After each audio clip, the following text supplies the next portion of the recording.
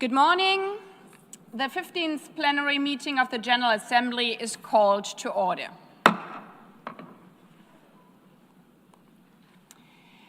The Assembly will begin its consideration of Agenda Item 64, entitled Use of the Veto, to hold a debate pursuant to Resolution 76/262 of April 26, 2022, on the situation as to which the veto was cast at the 10,000th meeting of the Security Council on September 18, 2025.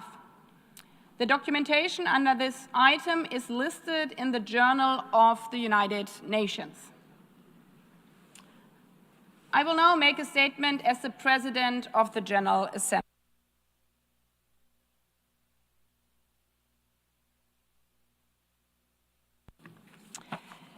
A simple no. It might look mundane whenever a permanent member of the Security Council casts a veto. An almost effortless act. Yet the effects are consequential.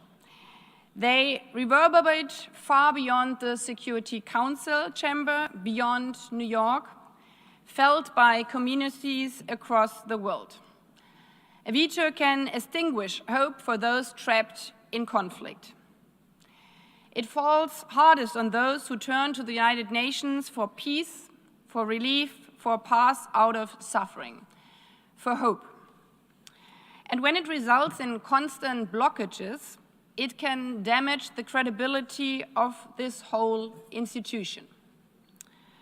The Charter makes clear that the Council carries the primary responsibility for maintaining international peace and security under Article 24. Yet, the veto is not a privilege. It's a responsibility entrusted to 5 nations to be exercised rarely, in the spirit of peace and security for all. That responsibility must never forget the lives it touches. Lives like those in Gaza, where the situation is catastrophic. In the past days, weeks, and months, men, women, and children have been killed by sheltering or waiting for food. Those who survive are mourning the cold tents. They are starving. They are searching for clean water. Thousands of children without parents. At the same time, hostages remain in captivity in unimaginable conditions.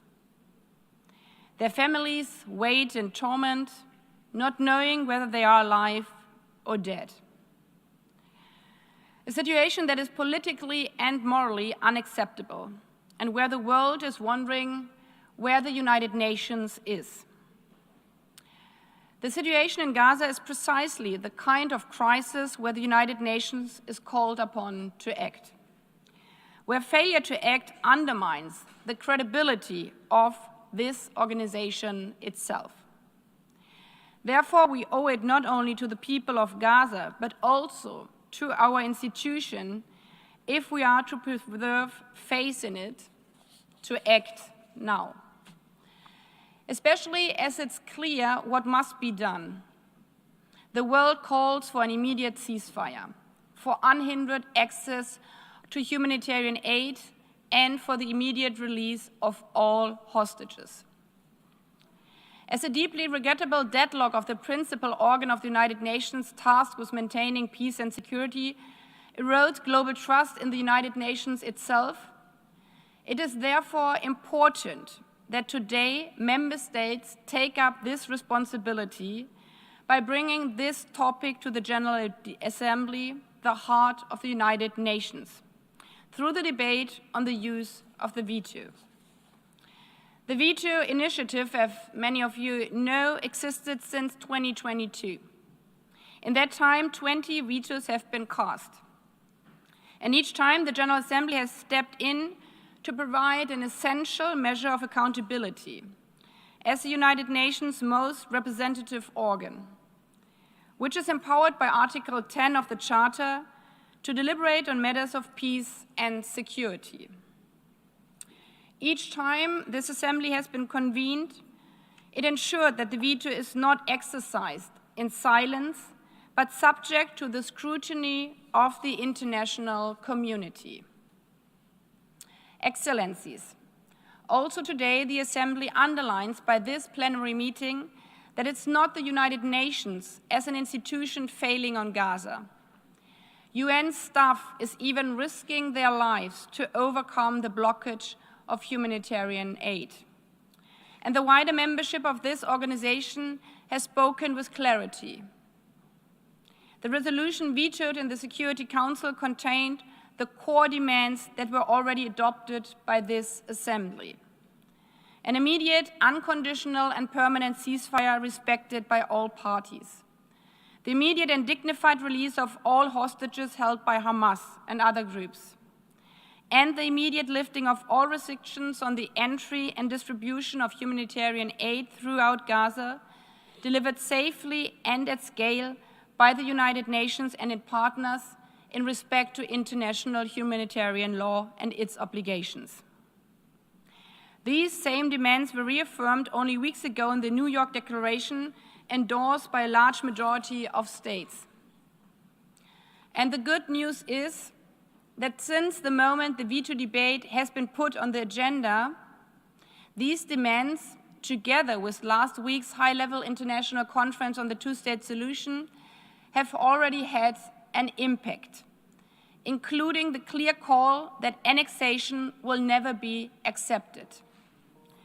On Monday, the President of the United States presented a plan building on earlier proposals from Arab, Muslim countries, European states, the United States itself, and many, many other countries around the world for an immediate and permanent ceasefire, a massive increase in humanitarian aid, and the release of all hostages.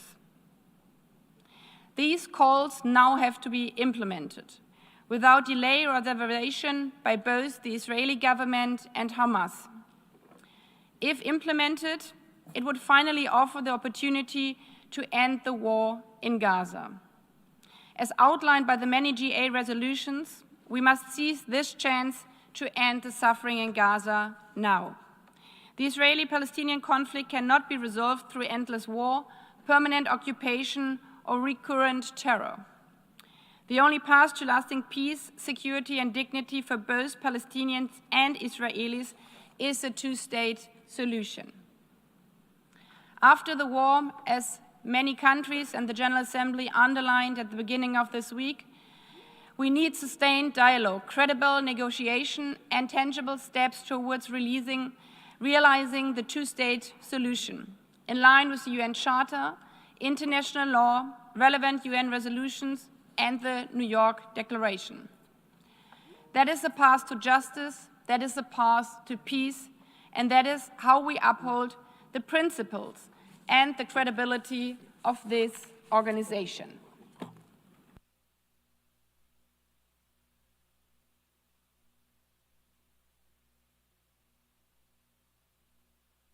I now give the floor to his distinguished representative of the United States.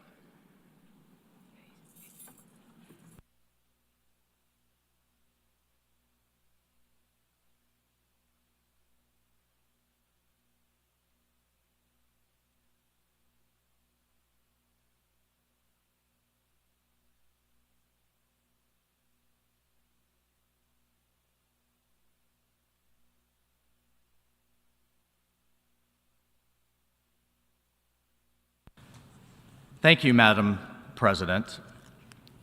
Colleagues, the United States vetoed this resolution as it failed in a very fundamental task.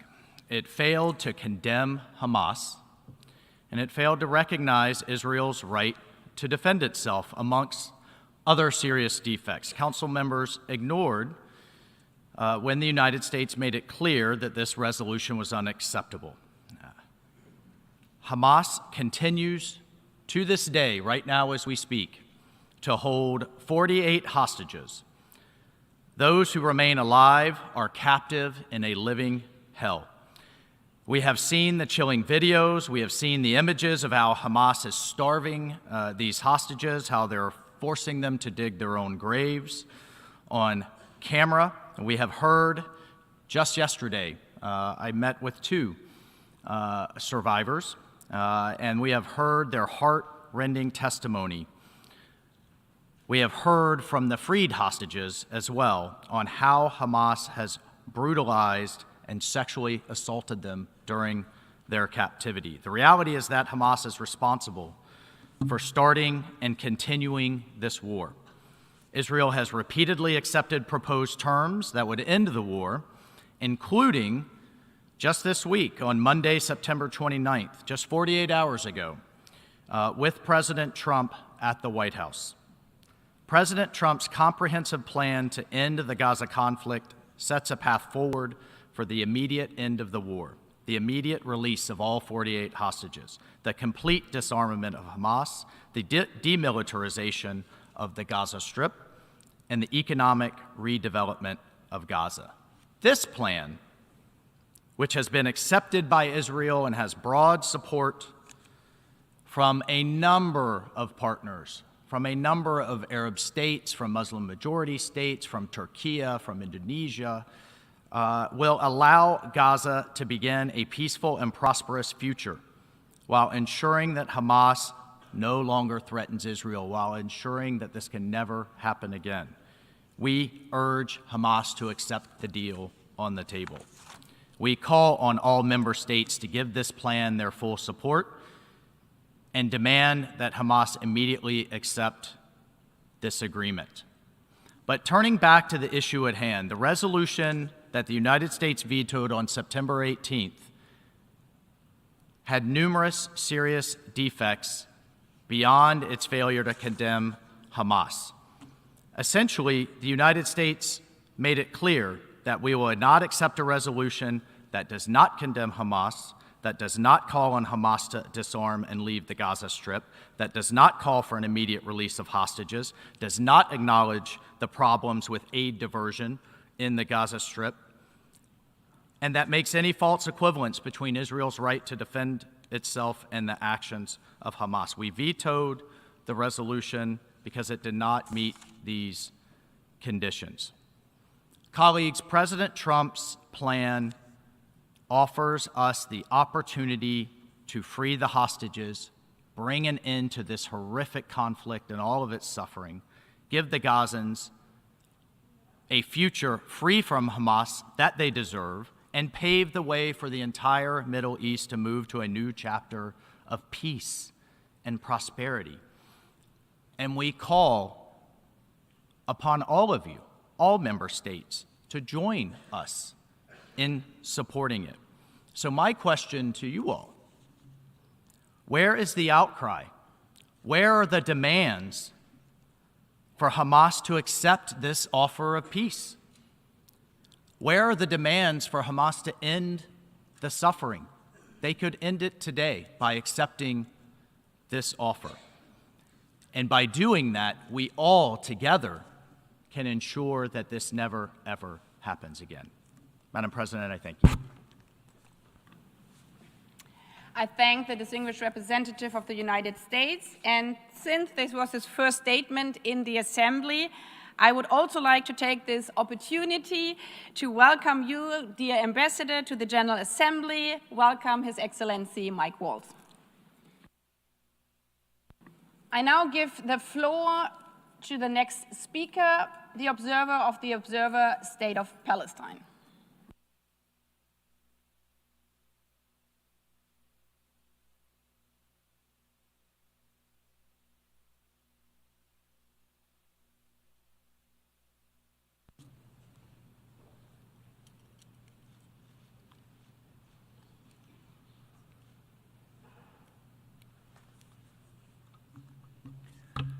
Madam President, allow me at the outset to renew our gratitude to Algeria and the elected 10 members of the Security Council for putting forward yet again a ceasefire resolution, and to all Council members that voted in favor of the draft that was blocked by a veto. In the last 10 days, a lot has happened at the political and diplomatic levels but also many more Palestinians were killed and maimed. We must ensure such a ceasefire is achieved without any delay. Madam President, Palestinian lives are not less sacred. They are not less worthy. They are not less valuable. Over 2 million lives wait to be saved in Gaza. They are struggling to survive in the face of unimaginable horrors being inflicted on them even as we speak by Israel, the occupying power. Ensuring their survival and saving their lives, that is the utmost priority. It is our #1 priority since the beginning of this aggression almost 2 years ago, and we were able to unite almost the entire international community for accomplishing that noble objective. It is impossible to explain that for 2 years, the massacres have continued.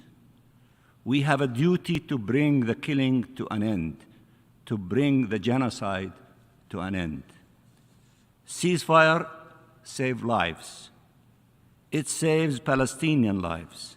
It saves hostages' lives. It ends famine. It restores life wherever it is still possible to do so.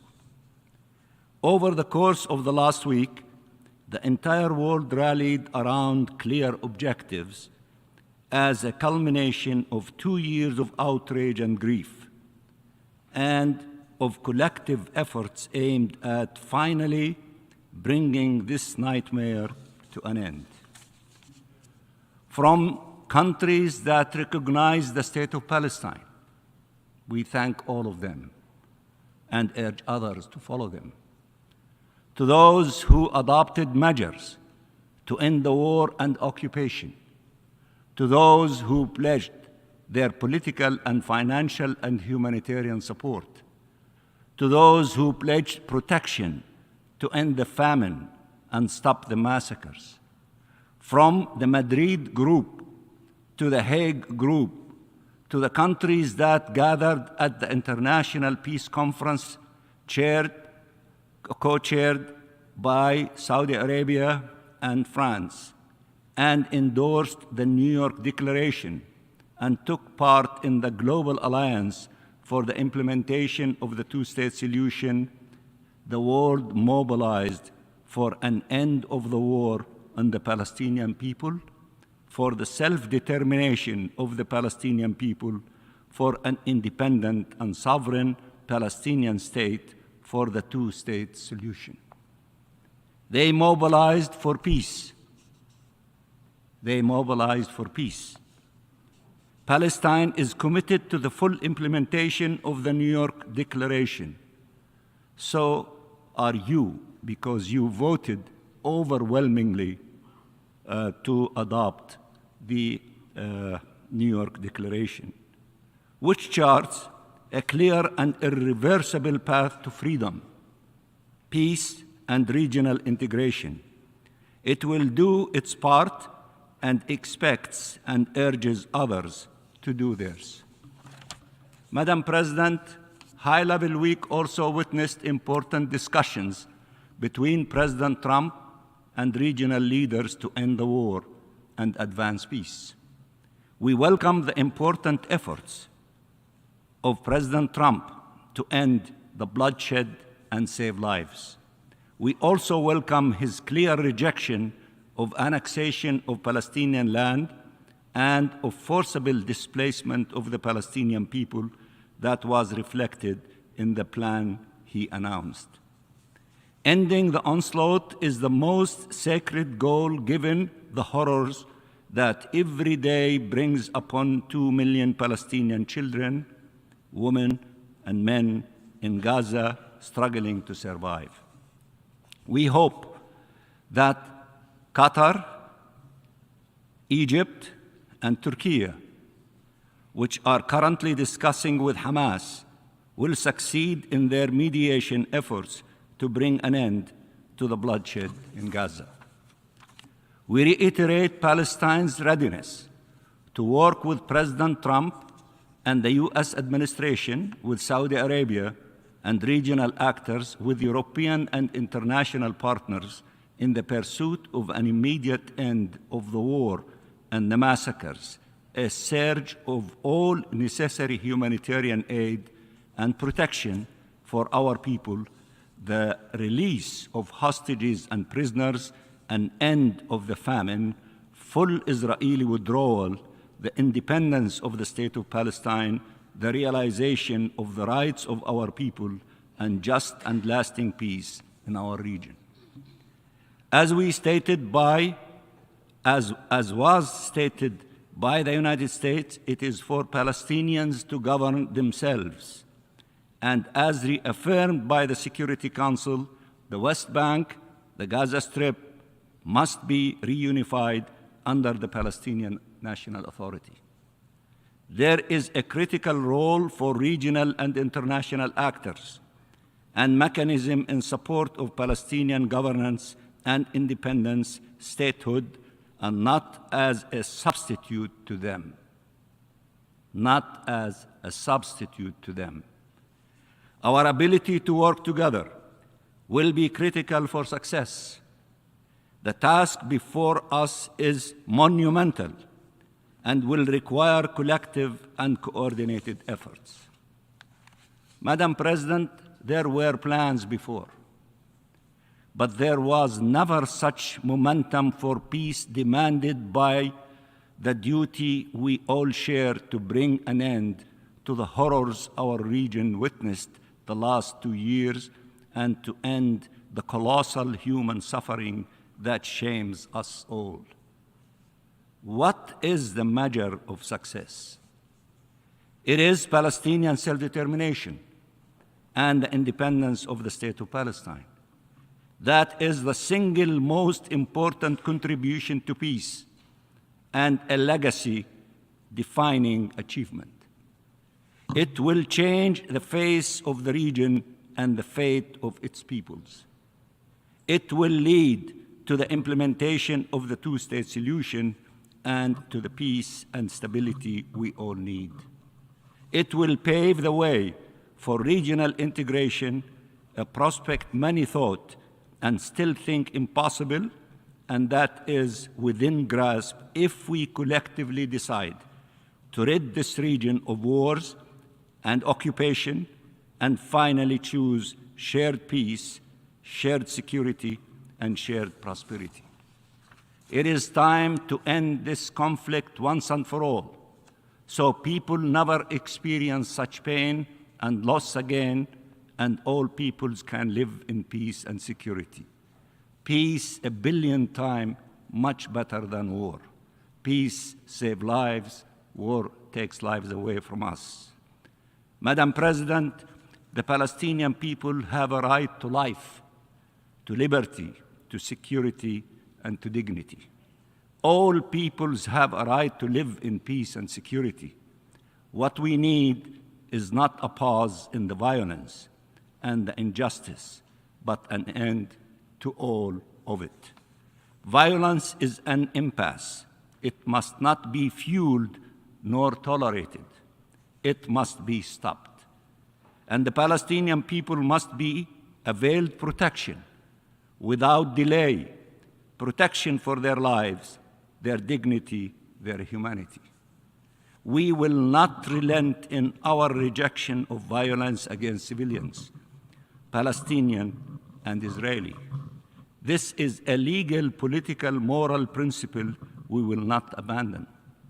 Likewise, injustice must never be justified or shielded. It must be brought to an end. Palestine is committed to peace. We are the ones who need it most, and peace needs to be a shared objective to become a shared reality. We must all seize this opportunity to end the suffering and work for freedom and peace, regardless of how great the challenges are. We owe it to those who were killed, We owe it to those who survived. We owe it to future generations. It is time for peace. Thank you very much, Madam President. I thank the observer of the Observer State of Palestine. Next speaker is the representative of Israel.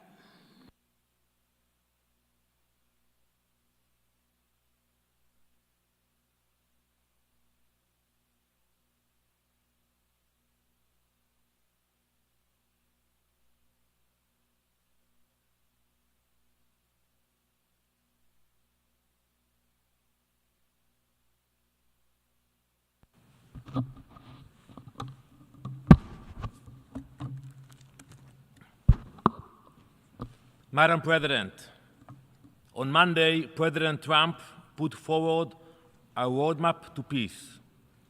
Prime Minister Netanyahu accepted it. For the first time in many months, there is a clear path forward, a path to bring our hostages home, a framework to end the war. This framework gives hope. Hope that families will be reunited. Hope that the people of Gaza can find a brighter future. Hope that peace in our region is possible.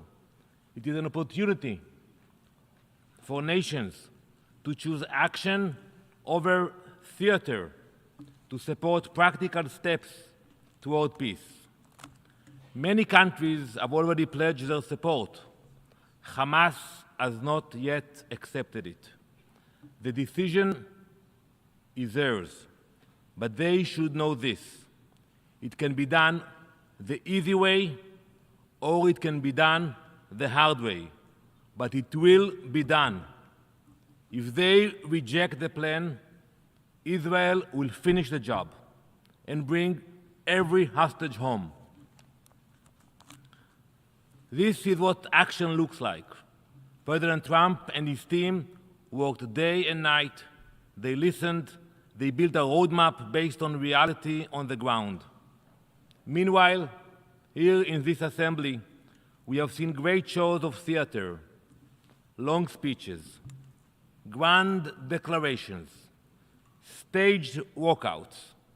But speeches do not free hostages. Words do not stop terror. Weeks ago, in the Security Council, we saw a draft resolution that failed to condemn Hamas for its massacre on October 7th, failed to recognize Israel's right to defend itself, and legitimate lies that benefit terrorists. The US vetoed it. We commend their moral clarity in doing so. The fact that we meet here today to recycle failed resolutions that do nothing for peace proves one truth: this body is detached from reality.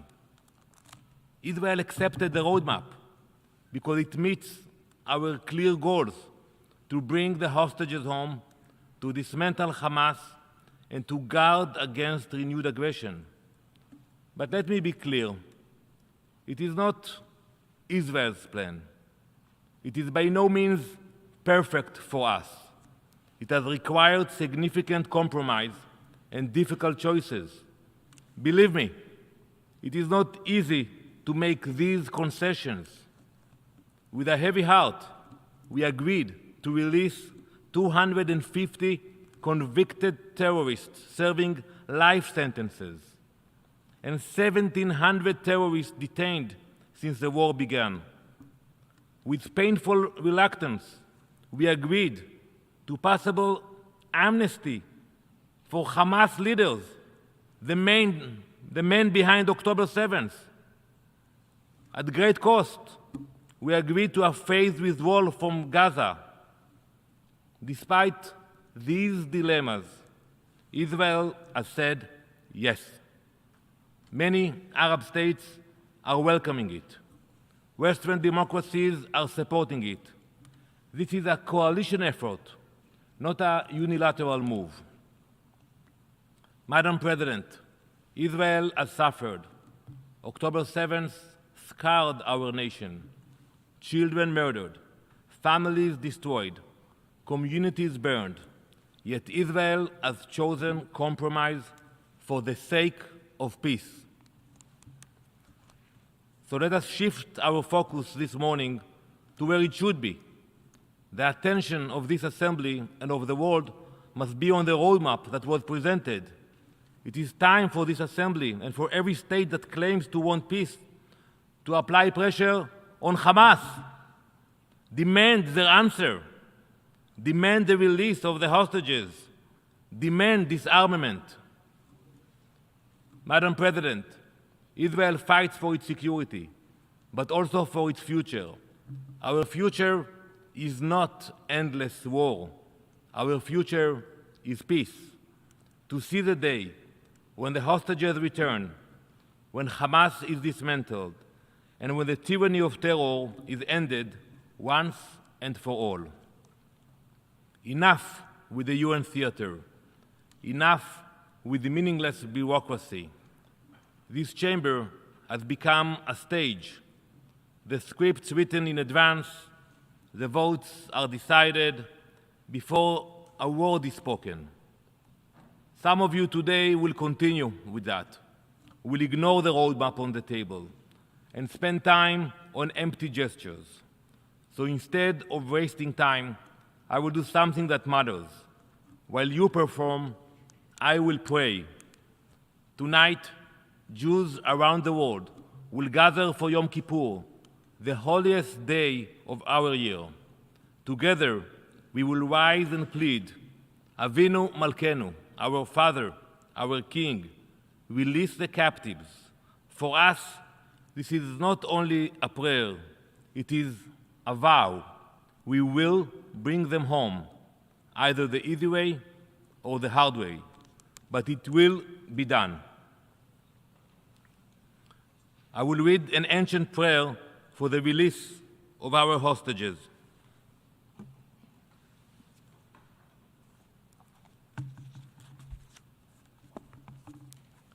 ריבונו של עולמים, המושיע והמציל, הוא יפדה ברחמיו הרבים שבוינו מיד גויים קשים ועזים, ויחזר אותם לגבולם במהרה, לחבק בנים ובנות, נשים וטף, לעובדך באימה וביראה, בשמחה ובטוב לבב. ויהי שמך הגדול מקודש עליהם לעיני כל חי. Amen. Master of the universe, the one who saves and delivers, may he redeem in his great mercy our captives from the hand of cruel and harsh enemies. May he swiftly return them to their land, to embrace sons and daughters, women and children, to serve you with awe and reverence, with joy and with full heart. And may your great name be sanctified through them in the eyes of all who live. Amen.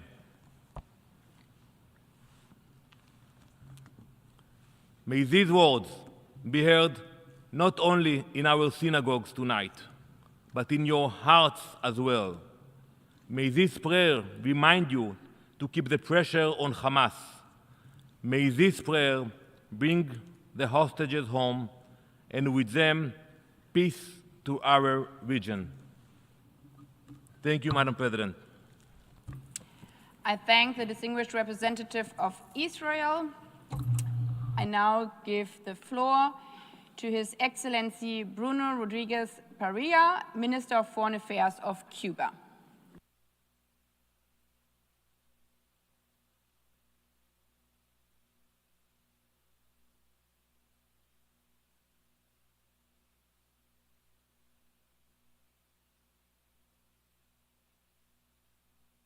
Señora Presidenta, el gobierno de los Estados Unidos ha bloqueado una vez más, con el abuso del privilegio del veto en el Consejo de Seguridad, los esfuerzos de la comunidad internacional para poner fin a la masacre que perpetra Israel en Gaza. Confirma así su complicidad histórica con la potencia ocupante y garantiza la impunidad al genocidio, el exterminio, la limpieza étnica, el castigo colectivo y el apartheid, todos crímenes de lesa humanidad. Lejos de contribuir a la paz y seguridad internacionales, que es la razón de ser de ese órgano principal de las Naciones Unidas, contribuye con el veto a la perpetuación de la barbarie sionista contra el pueblo palestino y se hace también responsable de ella. Pone en duda la supuesta intención de mediación justa para alcanzar un acuerdo de alto al fuego permanente y duradero.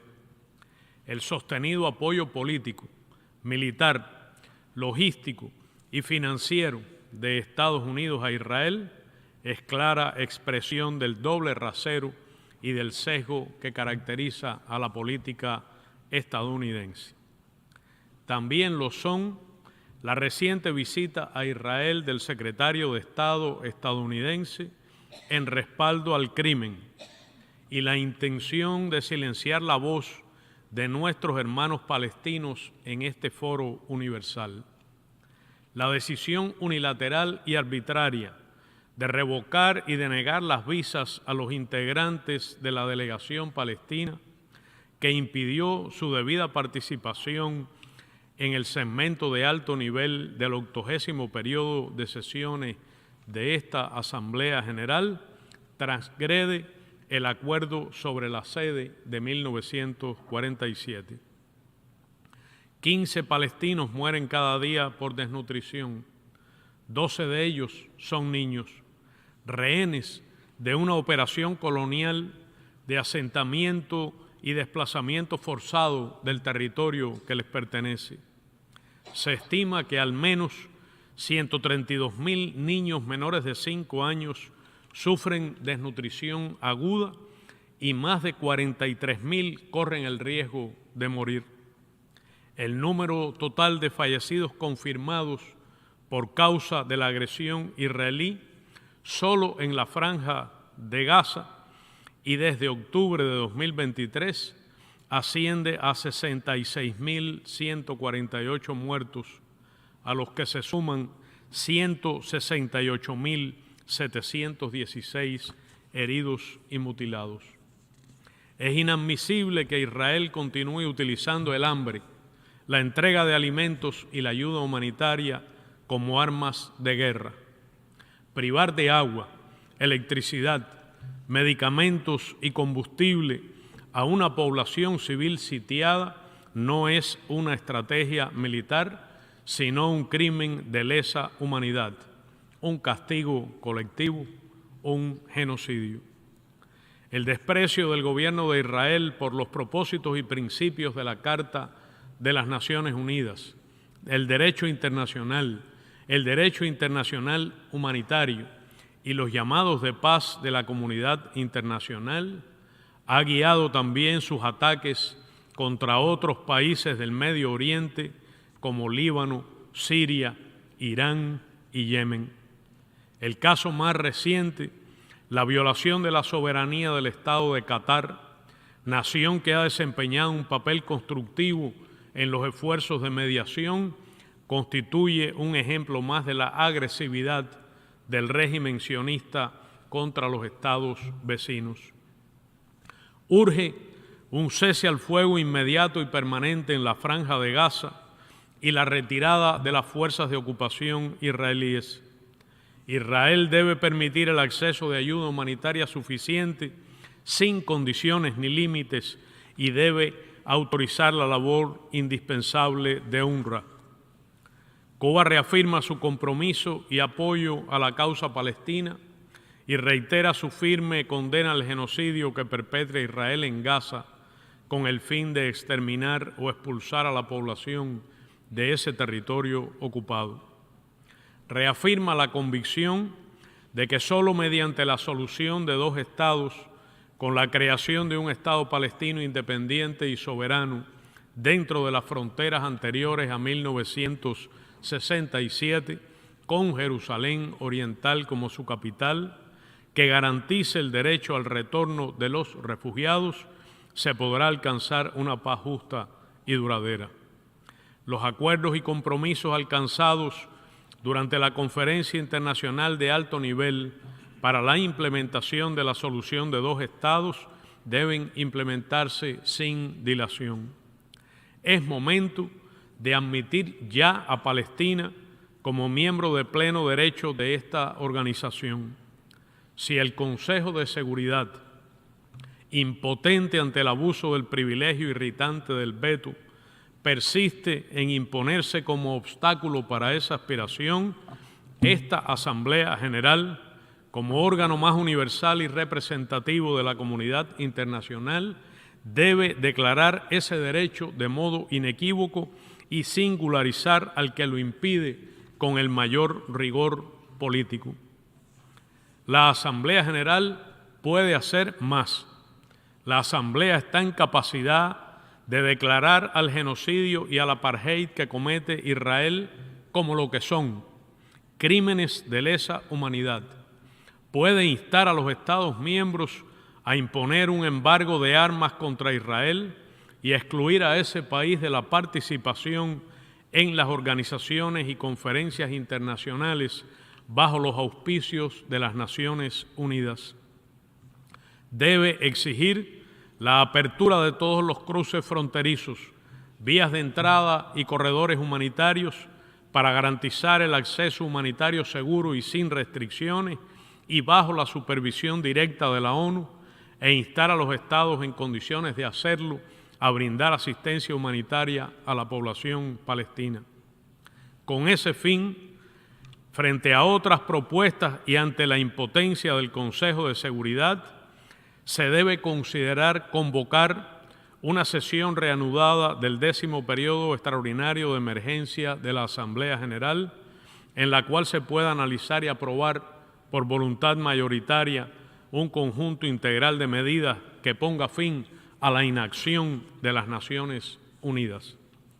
La causa palestina no es solamente una cuestión política pendiente, es la prueba decisiva para la credibilidad del sistema multilateral. Es la prueba decisiva de la capacidad de la ONU para defender los propósitos y principios para los que fue fundada, precisamente al cumplirse 80 años de su creación. Muchas gracias.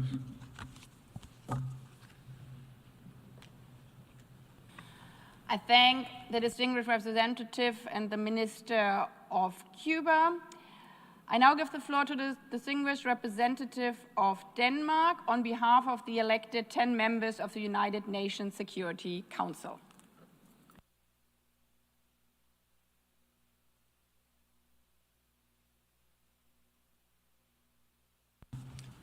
Thank you, Madam President.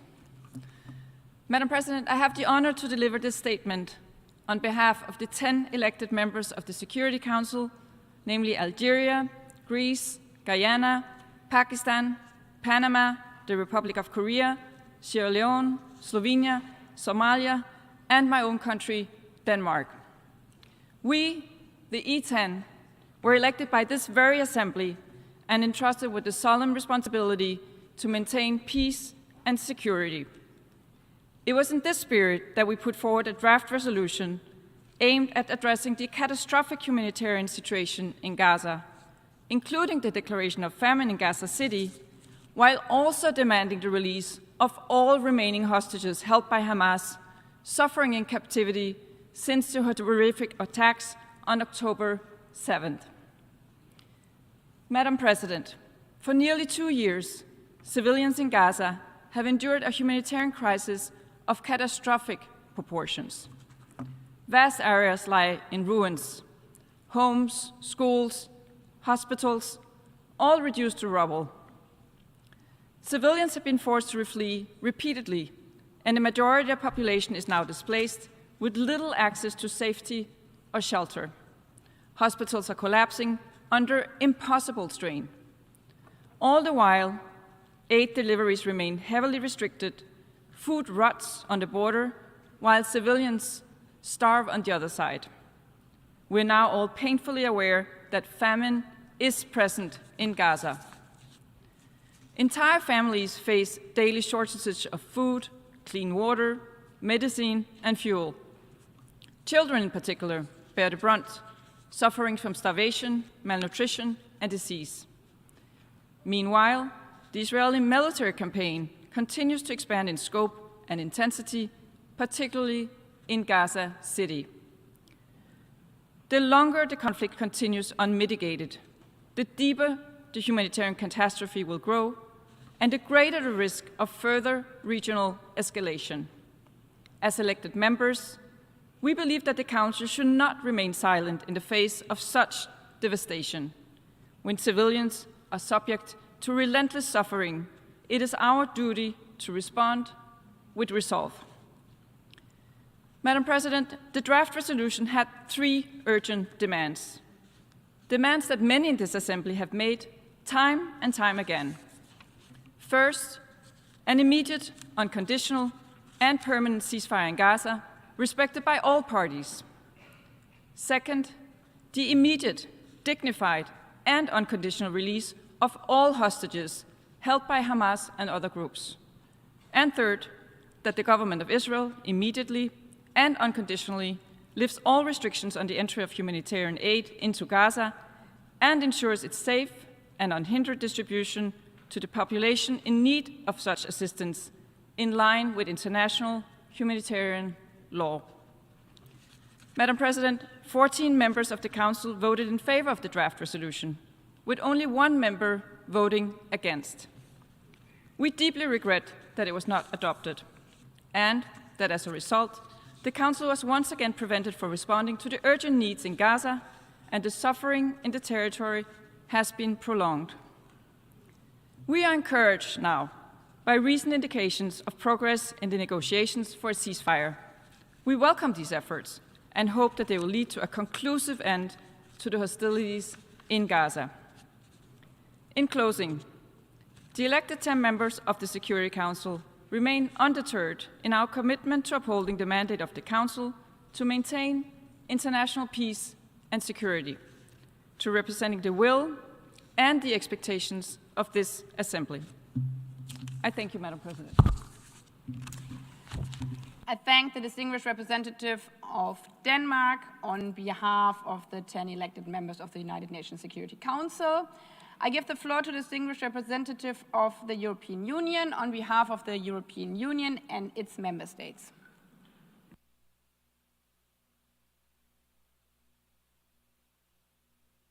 Madam President, I have the honor to speak on behalf of the European Union and its member states.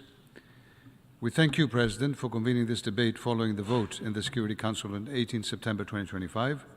We also thank the E10 for their efforts in tabling a resolution which received the support of 14 Council members.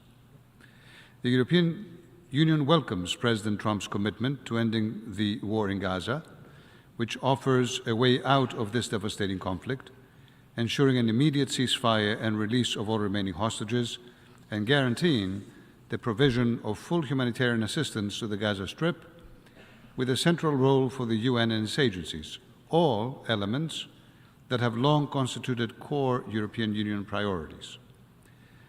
The EU deplores the fact that Hamas has not yet released unconditionally all the hostages that it holds, and calls on Hamas to do so immediately.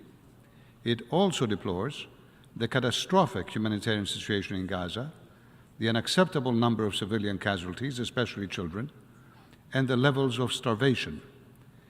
The IPC confirmed famine in the Gaza governorate, where Gaza City is located. The EU calls for immediate and unimpeded humanitarian access in accordance with international law, and reaffirms the urgency of full, rapid, safe, and unhindered access to humanitarian aid at scale for Palestinians in need, and of allowing and facilitating humanitarian workers and international organizations to operate safely and effectively inside Gaza. We call on Israel to fully comply with its obligations under international law, including international humanitarian law. Suffering of the civilian population must stop. To that end, the EU High Representative maintained diplomatic engagement with Israeli authorities to facilitate the delivery and distribution of aid. However, the quantities distributed to the people in need remain insufficient as compared with the needs of the population. In light of this deteriorating situation, the President of the European Commission proposed a package of measures to address the situation on the ground. President, the European Union once again, unequivocally, condemns Hamas's brutal and indiscriminate terrorist attacks on 7 October 2023. We reiterate that Hamas can have no role in Gaza's future and must never again be a threat to Israel. We affirm our readiness to engage with Arab partners as well as the United States on their proposals to chart a way forward on reconstruction in Gaza and build a lasting Israeli-Palestinian peace with a credible pathway to Palestinian statehood. The EU urges all parties to comply with their obligations under international law, including international human rights law and international humanitarian law. President, we reiterate the essential role of UN agencies, including UNRWA, which provides crucial services to millions of people in Gaza, the West Bank, including East Jerusalem, and across the region, including Lebanon, Syria, and Jordan. The EU also strongly condemns the further escalation in the West Bank, including East Jerusalem, following increased settler violence, intimidation, the destruction of homes and property, the expansion of illegal settlements, and also terrorist attacks against Israel. The EU will continue to work on further restrictive measures against extremist settlers and against entities and organizations that support them, as well as against Hamas. Last week, Madam President, at the UN General Assembly High-Level Week, the high-level international conference on the two-state solution, with thanks to France and Saudi Arabia, reaffirmed the unwavering commitment by world leaders to advancing a two-state solution as the only viable path toward a just and lasting peace. The Global Alliance Ministerial, co-chaired by the EU, the Kingdom of Saudi Arabia, and Norway ministers, also convened during High-Level Week and was an opportunity for the participating ministers to discuss a decisive new phase of collective action building on the New York Declaration. The Global Alliance, as a political and implementation platform, is one of the mechanisms to translate into action the broad international consensus enshrined in the New York Declaration, endorsed by 142 countries. The European Union will play a key role in taking this forward. We must guarantee that both Israelis and Palestinians can live side by side in peace, security, and dignity. The EU is ready to contribute to all efforts towards the two-state solution and calls on all parties to refrain from actions that undermine its viability. We will continue supporting the Palestinian Authority to help it address its most pressing needs, build institutional capacities, and implement its reform agenda. The EU has put together an unprecedented financial package of 1.6 billion euros for the years 2025-2027 in order to help the Palestinian Authority with the extremely challenging situation and support its reform efforts. We have also launched the Palestine Donor Group. Dear friends, any future Palestinian state must be viable also from an economic point of view, and this can only be achieved with the collective support, including from the Palestinians' neighbors. We urge and invite everyone to join the Palestinian Donor Group and this effort. Thank you. I thank the distinguished representative of the European Union. I now give the floor to the distinguished representative of Liechtenstein.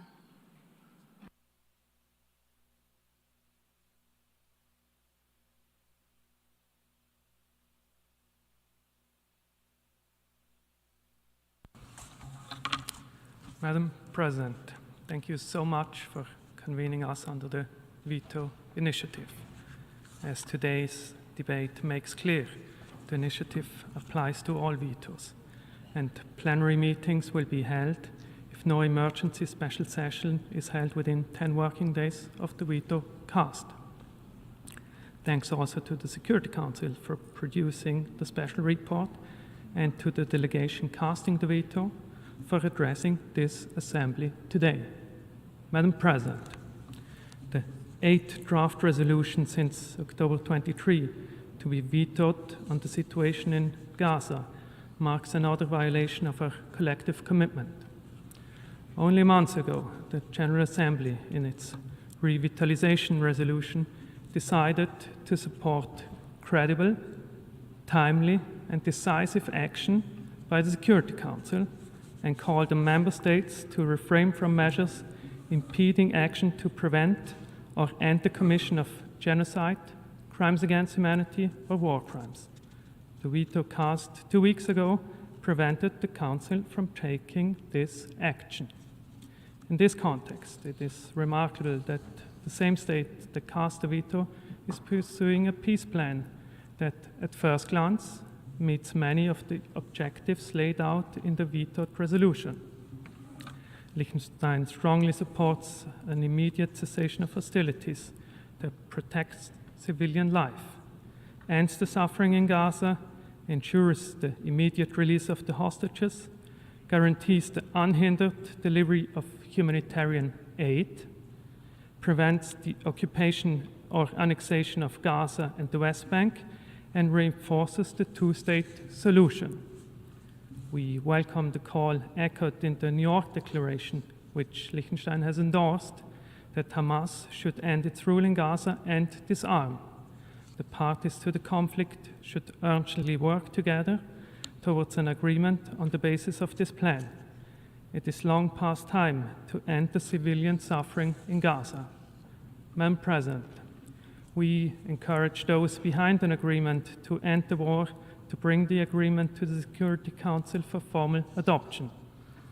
The UN was created as a peace organization which, through its Security Council, would be able to end war with binding force on parties. The Security Council, in turn, can mandate decisive action on behalf of every member state.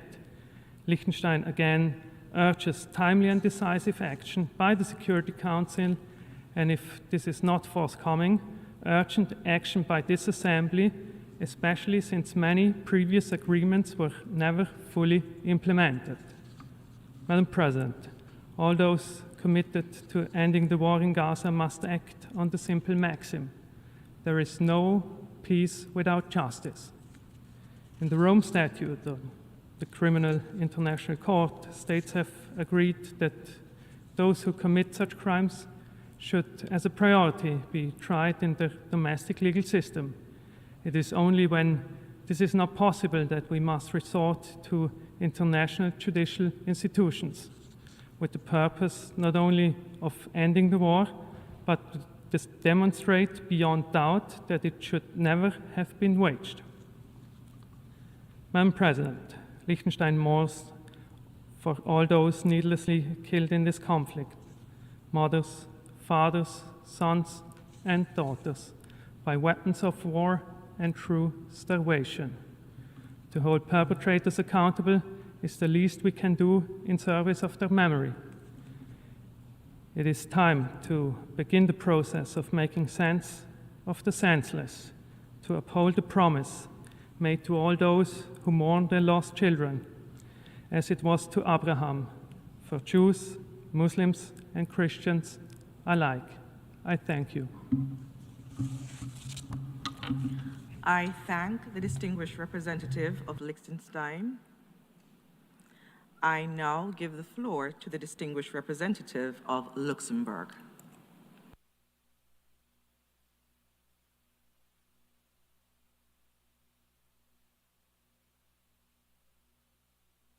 Madame la Présidente, le Luxembourg souscrit à la déclaration de l'Union européenne. Je la compléterai par des considérations à titre national. Madame la Présidente, nous vous remercions d'avoir convoqué cette réunion à la suite du vote qui a eu lieu au Conseil de sécurité le 18 septembre dernier.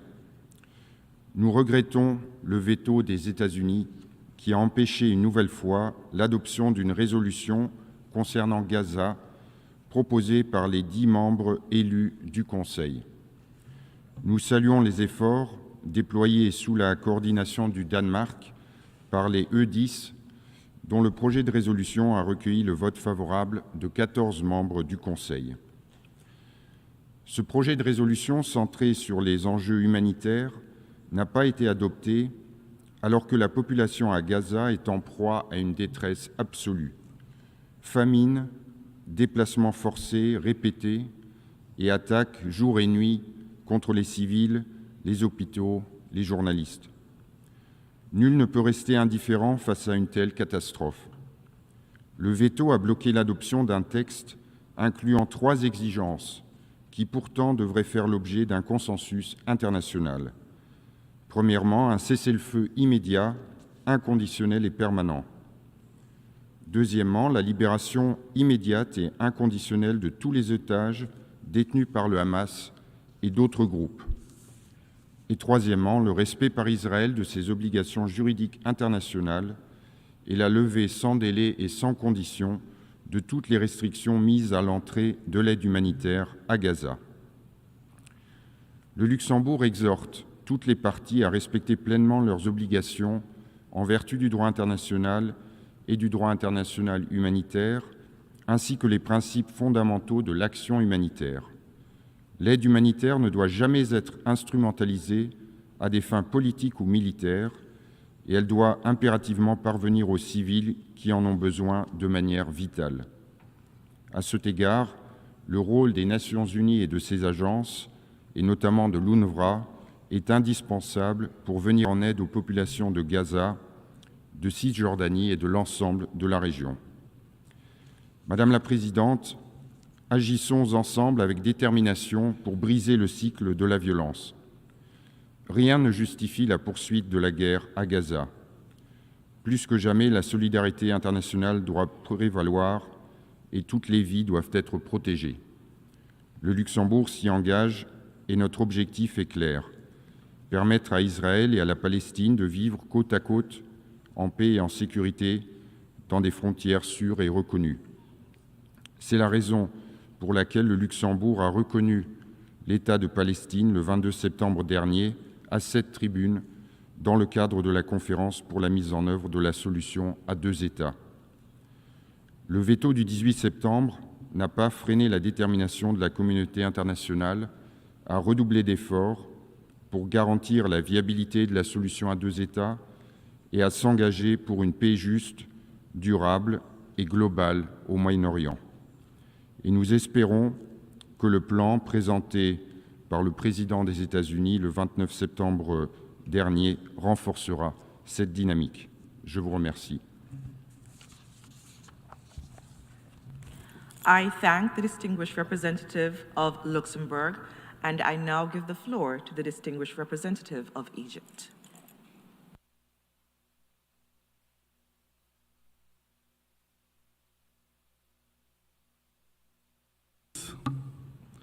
إذا كان لدى إسرائيل من فائض القوة والغطرسة ما جعلها تفرط في اعتداءاتها وتتجبر بقتل عشرات الآلاف من أشقائنا الفلسطينيين من الأطفال والنساء المدنيين العزل في غزة أثناء تلك الحرب الجائرة، فإن لدى مصر والأطراف العربية والإسلامية أيضا من فائض الثقة بالنفس والإرادة والقدرات ما يجعلها متشبثة وقادرة على ضمان حق الشعب الفلسطيني في إقامة دولته المستقلة، دولة واحدة لذلك الشعب الأبي العزيز والكريم على أرضه المتصلة جغرافيا على خطوط الرابع من يونيو 1967. ومن هذا المنطلق الصلب أيدت مصر وأشقاؤها من السعودية والإمارات وقطر والأردن وتركيا وباكستان وإندونيسيا مبادرة وجهود الرئيس الأمريكي دونالد ترامب الصادقة لإنهاء الحرب في غزة وحقن الدماء وتحقيق الأمن للجميع مع استعادة أسس بناء الثقة المفقودة في الشرق الأوسط. ونؤكد في ذلك السياق ثقتنا في قدرة الرئيس ترامب على إيجاد طريق للسلام واستعدادنا للتعاون بشكل إيجابي وبناء مع الولايات المتحدة والأطراف الدولية المعنية لإتمام الاتفاق وضمان تنفيذه وفتح آفاق للسلام بما يحقق السلام والأمن والاستقرار لكافة شعوب المنطقة، مع ضمان إيصال المساعدات الإنسانية الكافية إلى قطاع غزة دون قيود، وعدم تهجير الفلسطينيين، وإطلاق سراح الرهائن، وإنشاء آلية أمنية تضمن أمن جميع الأطراف، والانسحاب الإسرائيلي الكامل، وإعادة إعمار غزة وتكريس مسار للسلام العادل على أساس حل الدولتين، يتم بموجبه توحيد غزة بشكل كامل مع الضفة الغربية في دولة فلسطينية وفقا للقانون الدولي، باعتباره مفتاحا لتحقيق الاستقرار والأمن الإقليميين. ونتطلع بكل الأمل أيضا إلى أن يطلع مجلس الأمن بمسؤولياته الأصيلة في حفظ السلم والأمن الدوليين والإسهام في إنهاء الحرب في غزة وبدء مسار الحل وتحقيق السلام، لا سيما وأن لدى المجلس كافة مرجعيات التسوية العادلة والشاملة للقضية الفلسطينية عبر قراراته، وهو ما سيعزز الثقة في المنظومة متعددة الأطراف بأسرها. ومن هذا المنبر نؤكد لأشقائنا الفلسطينيين مجدداً أن مصر ستظل دائماً سنداً وعوناً لكم كما عهدتموها، وستواصل بذل كافة الجهود من أجل دعمكم للحصول على كافة حقوقكم المشروعة ورفع المعاناة عنكم. وستقوم بعد الإعلان عن وقف إطلاق النار باستضافة مؤتمر دولي للتعافي المبكر وإعادة الإعمار في غزة بالتعاون مع الأمم المتحدة والسلطة الفلسطينية والشركاء الدوليين لحشد الدعم اللازم وتعبئة الموارد الكفيلة بتنفيذ مشروعات إعادة التأهيل وبناء قطاع غزة، بما يسهم في تضميد الجراح واستعادة الحياة الطبيعية بالقطاع وتهيئة ظروف استعادة الاستقرار. وفي الختام سيد الرئيس، السادة الأعضاء، وإذ تواصل مصر بذل أقصى الجهود بالتنسيق مع مختلف الأطراف الدولية والإقليمية، فإنها تؤكد مرارا وتكرارا أن إنهاء الاحتلال والتوصل إلى تسوية عادلة وشاملة للقضية الفلسطينية يمثل استحقاقا تاريخيا وضرورة حتمية تفرضها اعتبارات العدالة والشرعية الدولية ومقتضيات تحقيق الأمن والاستقرار على المستويين الإقليمي والدولي. خالص الشكر سيد الرئيس. I thank the distinguished representative of Egypt, and I now give the floor to the distinguished representative of Jordan.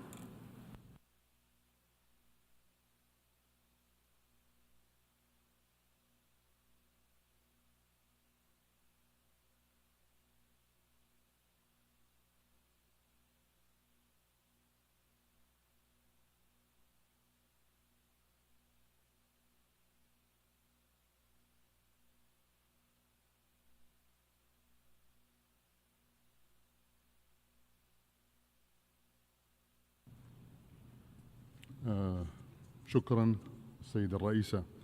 اسمحوا لي بداية أن أتقدم منكم بجزيل الشكر على عقدكم لهذه الجلسة الهامة، إذ نجتمع اليوم في ظل عجز مجلس الأمن عن الاطلاع بمسؤولياته المتمثلة بصون الأمن والسلم الدوليين في ظل الكارثة الإنسانية غير المسبوقة التي سببها العدوان الإسرائيلي في قطاع غزة، والتي راح ضحيتها أكثر من 66 ألف فلسطيني منذ أن بدأت قبل نحو عامين، في انتهاك واضح للقانون الدولي والقانون الدولي الإنساني والأوامر الصادرة من محكمة العدل الدولية. وإذ نؤكد على رفض استخدام إسرائيل للتجويع كسلاح حرب أدى إلى معدلات سوء التغذية إلى أعلى درجاتها، مما نتج عنها وفاة أكثر من 450 شخص بينهم 150 طفل فلسطيني، فإننا نجدد مطالبتنا بالوقف الفوري والشامل للعدوان الإسرائيلي على قطاع غزة، ونؤكد على ضرورة ضمان وصول المساعدات الإنسانية إلى كافة أرجاء القطاع بشكل فوري ومستدام لوقف هذه المعاناة التي لا تطاق، في الوقت الذي يعاني فيه القطاع الصحي في غزة من دمار واسع النطاق، حيث دمرت إسرائيل ما يزيد عن 22 من أصل 36 مستشفى فيما تعاني المستشفيات من عدم توفر نحو 70% من الأدوية الأساسية.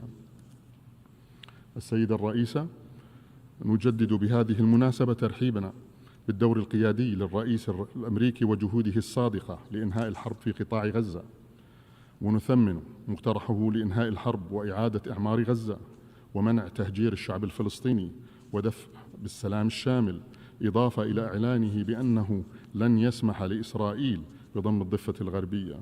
ونؤكد هنا على استعدادنا للتعاون بشكل إيجابي وبناء مع الولايات المتحدة الأمريكية والشركاء الدوليين والأطراف الإقليمية من أجل إتمام الاتفاق وضمان تنفيذه. السيدة الرئيسة، أصحاب السعادة، يدين الأردن الإجراءات والممارسات الإسرائيلية غير القانونية والأحادية في الأراضي الفلسطينية المحتلة، وفي مقدمتها استمرار الاستيطان ومصادرة الأراضي وإرهاب المستوطنين ومحاصرة السلطة الفلسطينية والشعب الفلسطيني والإجراءات الإسرائيلية اللا شرعية التي تقوض حل الدولتين. ولا يسعنا إلا أن نؤكد على أهمية دور الوصاية الهاشمية التاريخية في حماية المقدسات وهويتها العربية والإسلامية والمسيحية، وندين الاعتداءات الإسرائيلية على هذه المقدسات واقتحامات المستوطنين للمسجد الأقصى المبارك الحرم القدسي الشريف في انتهاك للوضع القانوني والتاريخي القائم وللالتزامات المترتبة على إسرائيل بصفتها القوة القائمة بالاحتلال.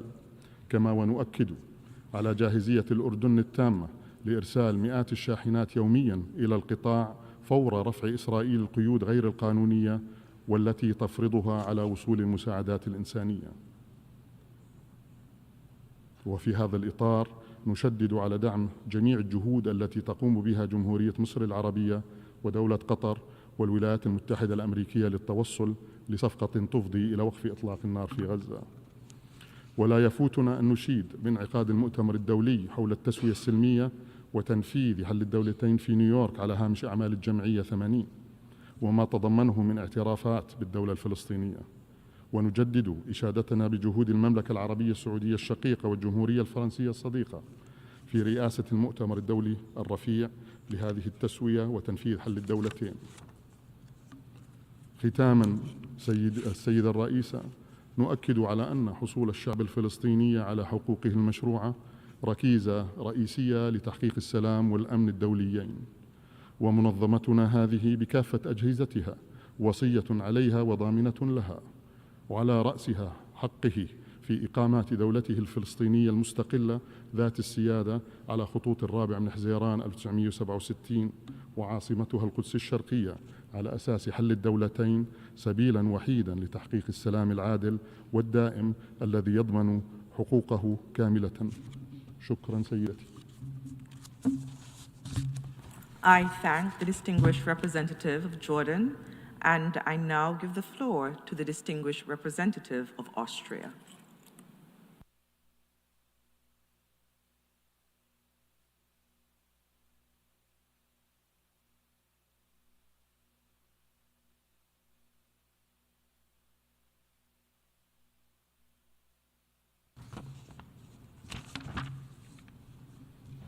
Madam President, we meet in this hall today because one of the permanent members of the Security Council cast a veto on a resolution presented by the 10 elected members of the Council.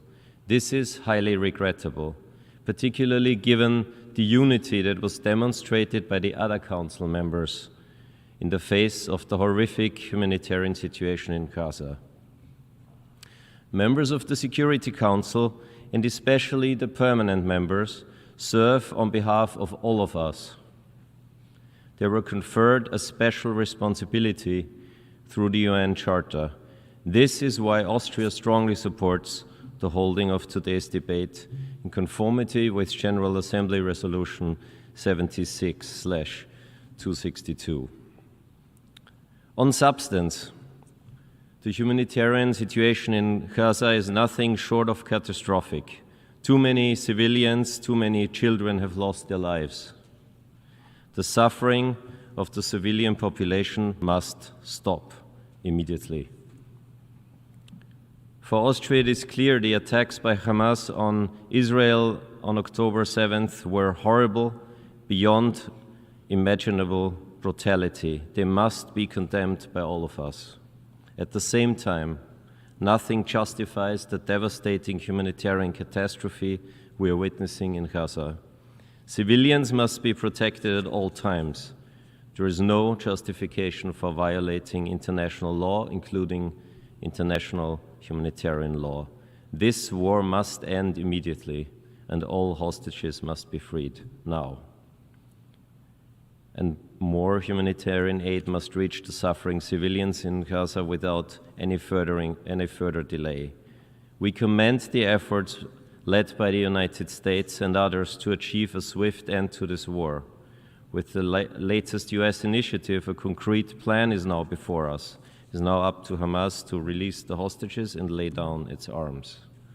Our vision, the Austrian vision, and not just the Austrian vision, is clear: a comprehensive, just and lasting peace in the Middle East.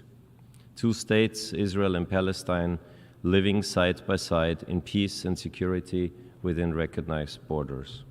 Austria's support for the two-state solution is not just words. Our President, van der Bellen, participated in last week's two-state solution conference, co-sponsored by the Kingdom of Saudi Arabia and France. And we have supported, both as an EU member state and also bilaterally, the Palestinian Authority for many decades. I am under no illusion that our shared goal of a two-state solution faces greater challenges today than ever before. Yet these recent months have only strengthened our conviction that the two-state solution remains the only viable path to peace. Madam President, a sustainable long-term solution must rest on a few core principles. First, international law must guide every stage of this process, from managing current conflict to future negotiations. Second, Gaza is and must remain Palestinian. Any calls for displacement or annexation of Palestinian land are illegal and will only lead to more chaos and violence in the region.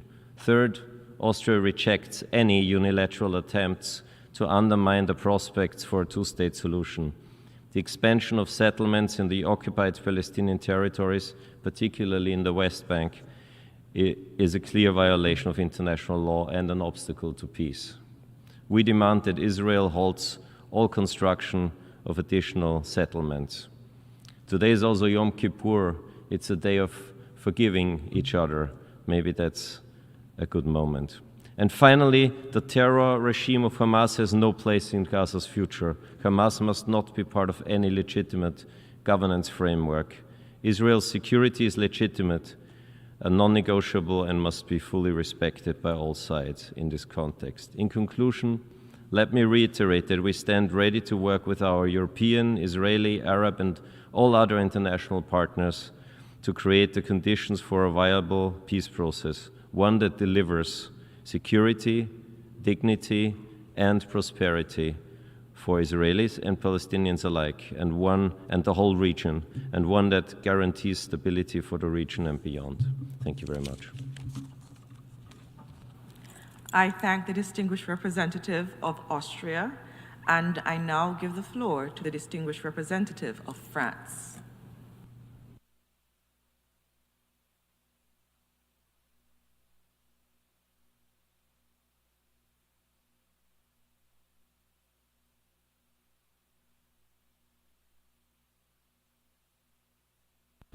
Madame la Présidente, la France réitère son appel à un cessez-le-feu immédiat, inconditionnel et permanent, et ne cessera d'exiger la libération immédiate, inconditionnelle et dans la dignité de tous les otages. Nous réitérons notre condamnation des attaques terroristes perpétrées par le Hamas le 7 octobre 2023, dont nous commémorerons la semaine prochaine le tragique anniversaire. Le Hamas ne doit avoir aucune place dans l'avenir de la Palestine.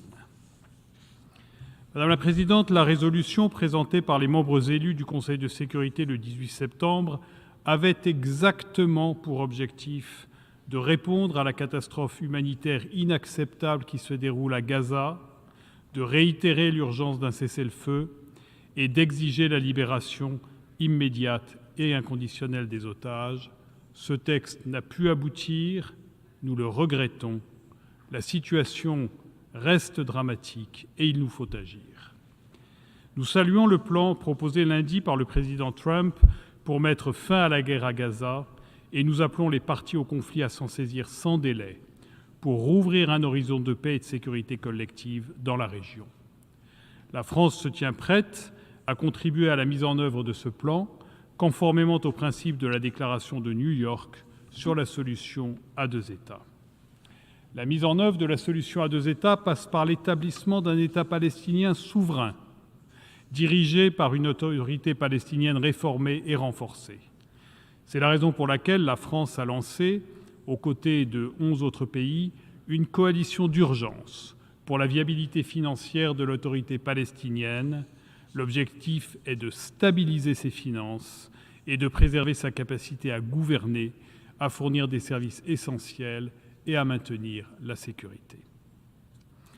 À Gaza, comme en Cisjordanie, nous rappelons notre ferme opposition à tout projet d'annexion, d'occupation et de déplacement forcé de la population palestinienne. Nous condamnons avec la plus grande fermeté l'offensive israélienne dans la ville de Gaza, qui n'a pas de logique militaire et dont les conséquences humanitaires sont tragiques. La France renouvelle sa condamnation de la colonisation. Le projet de colonie E1 en Cisjordanie compromet gravement la solution à deux États. La France appelle Israël à respecter ses obligations internationales. Le respect du droit international humanitaire est un impératif non négociable. Les civils doivent être protégés. L'utilisation de la famine comme arme de guerre est susceptible de constituer un crime de guerre. Toutes les entraves à l'acheminement de l'aide doivent être immédiatement levées. Et celles-ci ne sauraient être instrumentalisées à des fins politiques ou militaires. Le plan proposé par le président Trump rappelle d'ailleurs le rôle central que les agences des Nations Unies doivent jouer dans l'acheminement de l'aide. La France continuera à agir pour la mise en œuvre de la solution à deux États. Endossée par 142 États, la déclaration de New York prévoit le soutien à une autorité palestinienne réformée, le désarmement du Hamas et son exclusion de la gouvernance de Gaza, ainsi que la stabilisation et la reconstruction de Gaza. Madame la Présidente, la semaine dernière, 2 espoirs sont nés ici même. L'appui massif de cette Assemblée à la solution à deux États et l'élaboration du plan de paix du président des États-Unis, présenté lundi à Washington. La France les appuie résolument pour la paix et pour la sécurité des Israéliens, des Palestiniens, de la Palestine, d'Israël et des États de la région. Je vous remercie. I thank the distinguished representative of France, and I now give the floor to the distinguished representative of the United Kingdom.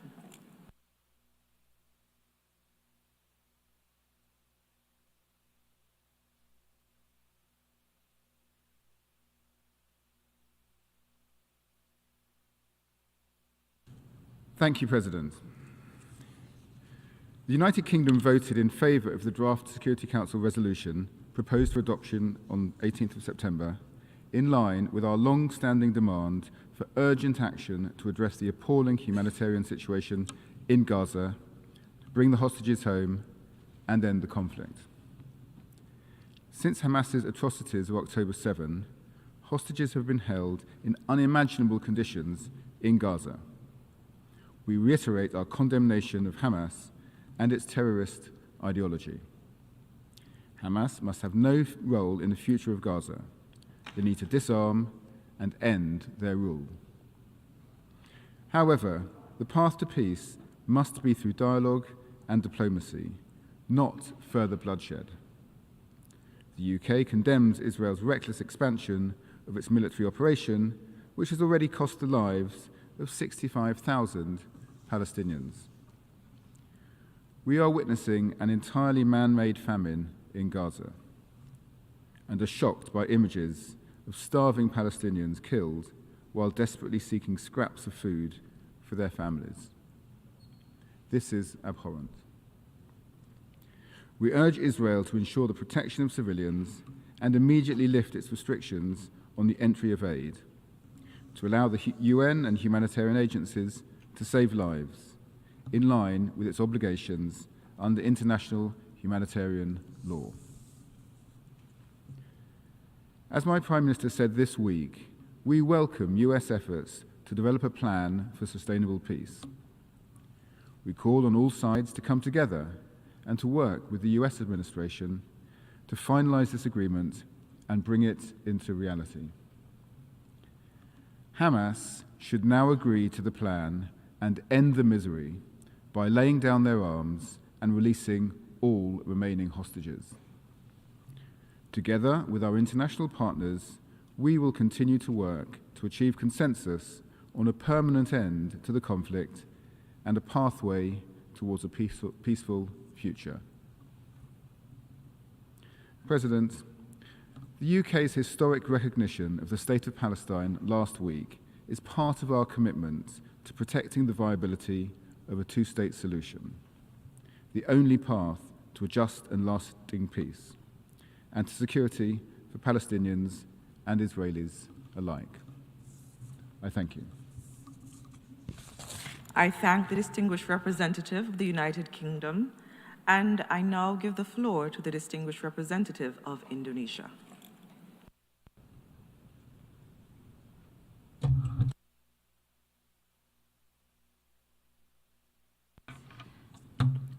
Madam President, thank you for convening this meeting. Once again, we gather here to respond to the paralysis of the Security Council and the disconnect between the veto power and global conscience. On September 16, the UN Independent Commission of Inquiry determined that genocide has been committed and continues to be committed against the Palestinians in Gaza. Yet, just 2 days after, on its 10,000th meeting, the Council was again unable to adopt a resolution that would have called for an immediate, unconditional, and permanent ceasefire, and lifted all restriction on the entry of humanitarian aid into Gaza. Hence, over 2 million Palestinians remain under siege and under unprecedented humanitarian catastrophes. The Council's inability to adopt the resolution due to a veto should not be seen as a merely Council procedural failure, but a responsibility once again unfulfilled. Madam President, a permanent ceasefire in Gaza is the indispensable first step towards the unhindered flow of humanitarian assistance and to create conditions conducive for peace talks. All efforts must be taken to achieve this. In this regard, we commend the 10 elected members of the Security Council who have put forward the draft resolution in the pursuit of the ceasefire. We also observe that the majority of nations are advancing efforts to resolving the humanitarian crisis in Palestine and safeguarding the two-state solution, as has been reflected by the endorsement of New York Declaration a few weeks ago in this hall.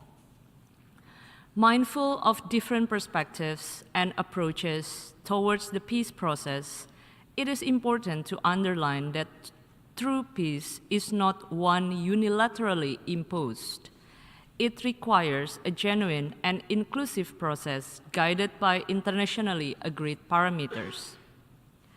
This is in line with the calls made by many leaders last week during the high-level week that the 80th year of the UN must serve as a pivotal moment to recommit to the integrity of international law, including on the question of Palestine. Madam President, this Assembly must serve as a platform to show that nations are responsive to global conscience and are therefore steadfast to protect humanity and end the great suffering. Together, we must send a message that any viable political solution to the Palestinian question must address the fundamental issues of colonialism and historical injustice. Our focus must extend beyond today. The repeated misuse of veto power has eroded trust in the multilateral system. Therefore, the Security Council must be reformed to ensure that accountability prevails and the veto power does not allow atrocities go unchecked. Indonesia reaffirms its unwavering commitment to stand with humanity, and we will continue to work for the United Nations that stands with humanity. I thank you, Madam President. I thank the distinguished representative of Indonesia, and I now give the floor to the distinguished representative of Malta.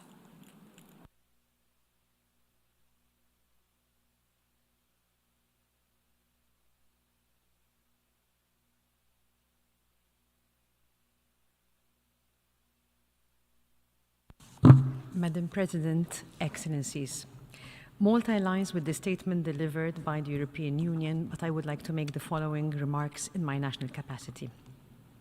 My country, Malta, fully supports the content of the Security Council resolution tabled by the 10 elected members, calling for an immediate, unconditional, and permanent ceasefire, along with the release of all hostages and the lifting of all restrictions by Israel regarding the entry of humanitarian aid into Gaza. We thank Denmark in particular for its approach as PEN and the other elected members for their efforts to generate consensus on this resolution. Malta has repeatedly and unequivocally condemned the Hamas terror attacks of 7th October, and we reiterate that the immediate release of all remaining hostages must continue to be a priority. However, the scale of famine and human suffering unfolding in Gaza represents a profound violation of the fundamental principles of international humanitarian law and is quite simply indefensible. In the face of such grave suffering, it is imperative that the Security Council calls for a permanent cessation of hostilities. Regrettably, almost 2 full years into this conflict, it has been unable to do so. This has real-world consequences. Every day we have and we continue to witness horrific scenes of human tragedy, including increased rates of famine, children severely injured through bombardment, and people who are killed or wounded while seeking life-saving aid. As many leaders, including Malta's Prime Minister, outlined during the general debate in this chamber only last week, the ending of the violence and bloodshed in Gaza must continue to be a first-order priority for the United Nations. The ongoing war has already caused the lives of more than 65,000 Palestinians, and it has the potential to do even more lasting damage to entire generations of Palestinian children. Malta welcomes all genuine efforts aimed at ending hostilities in Gaza, including the recent proposal announced by the United States. Malta reaffirms its commitment to contributing to concrete initiatives that end this conflict and create a meaningful pathway to peace, which must include a secure Israel existing alongside an independent Palestinian state. I thank you. I thank the distinguished representative of Malta, and I now give the floor to the distinguished representative of Qatar.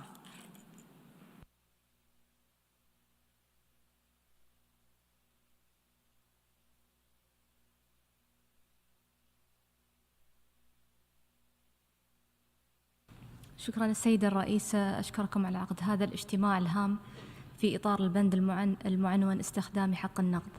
وتعرب دولة قطر عن شكرها للدول المنتخبة في مجلس الأمن على تقديمها مشروع القرار حول الوضع في قطاع غزة. السيدة الرئيسة، ينعقد اجتماعنا اليوم في أعقاب استخدام حق الفيتو في المجلس في 18 من الشهر الماضي ضد مشروع القرار الذي قدمته الدول المنتخبة في المجلس حول الوضع في قطاع غزة. وفي هذا السياق تعرب دولة قطر عن أسفها لفشل المجلس في اعتماد هذا المشروع الذي يهدف إلى وضع حد للمعاناة الإنسانية الكارثية للمدنيين في غزة بسبب العدوان الإسرائيلي المستمر على القطاع، والمطالبة بوقف فوري وغير مشروط لإطلاق النار في غزة من قبل جميع الأطراف، والإفراج الفوري عن جميع الرهائن المحتجزين، بالإضافة إلى الطلب من إسرائيل رفع القيود المفروضة على دخول المساعدات الإنسانية إلى غزة وضمان توزيعها بشكل آمن ودون عوائق وبالتعاون مع الأمم المتحدة ومنظمات العمل الإنساني. السيد الرئيس، واصلت دولة قطر في إطار مساعيها لخفض التصعيد في المنطقة وحفظ السلم والأمن الدوليين بذل الجهود على مدى عامين للتوصل إلى تسوية توقف الحرب في قطاع غزة.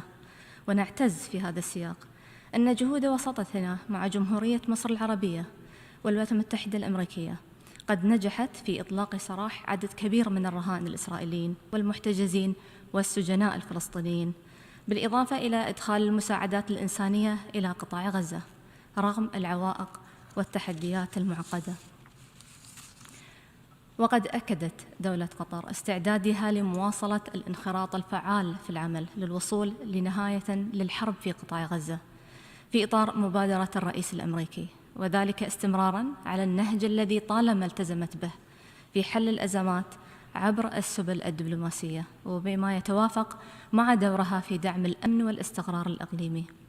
وفي هذا الصدد أجدد ترحيب دولة قطر بالدور القيادي للرئيس الأمريكي دونالد ترامب وجهوده الصادقة لإنهاء الحرب في غزة، وأكدت ثقتها بقدرته على إيجاد طريقاً للسلام، وذلك في بيانها المشترك بجانب الدول العربية والإسلامية الثمانية الذي صدر بتاريخ 29 سبتمبر، وشددت على أهمية الشراكة مع الولايات المتحدة في ترسيخ السلام في المنطقة.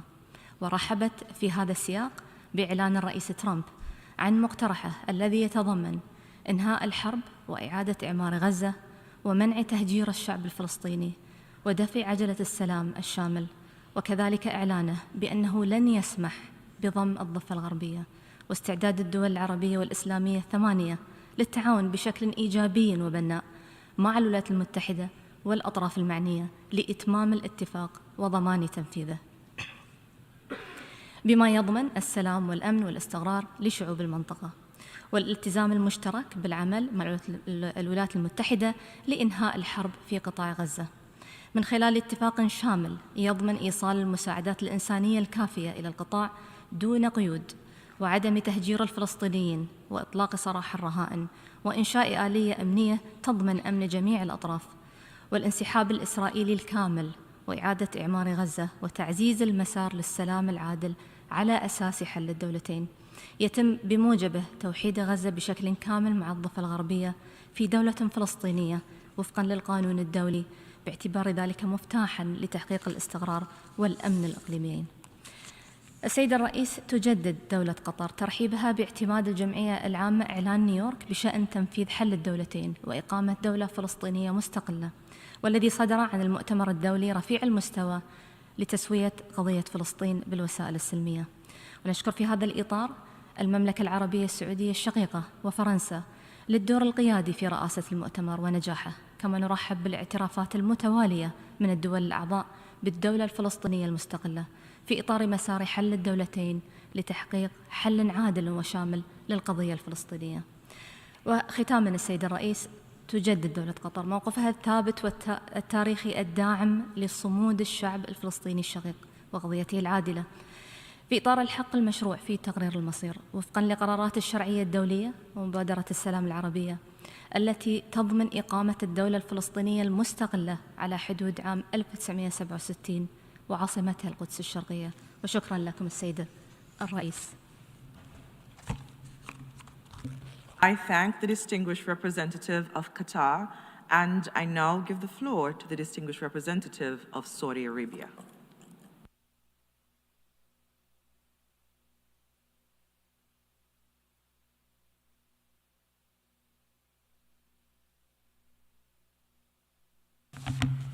بسم الله الرحمن الرحيم. السيد الرئيس، تأتي جلستنا اليوم في ضوء البند المعنون استخدام حق النقد على إثر مشروع القرار الذي نظر بمجلس الأمن بتاريخ 18 سبتمبر، وحال حق النقد دون اعتماده على الرغم من تأييد 14 عضواً له بمجلس الأمن في مشهد تكرر كثيراً في قرارات تتصل بالقضية الفلسطينية، مما يضع في كل مرة مصداقية النظام الدولي وجدوى هيئاته على المحك، ويظهر العجز عن وقف آلة الحرب الإسرائيلية، ويكرس مفهوم ازدواجية المعايير والانتقائية في التطبيق.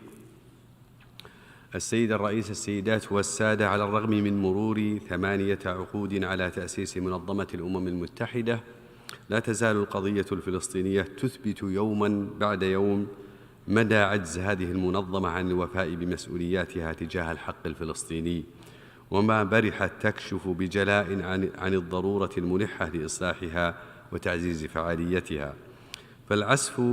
فالتعسف باستخدام حق النقد لم يعد حائلا دون اطلاع المجلس بمسؤولياته في صون السلم والأمن الدوليين وحسب، بل بات مكمن خلل بعمل المجلس ونقطة ضعف تمس كفاءته وقدرته على أداء الأدوار التي أنشئ من أجلها.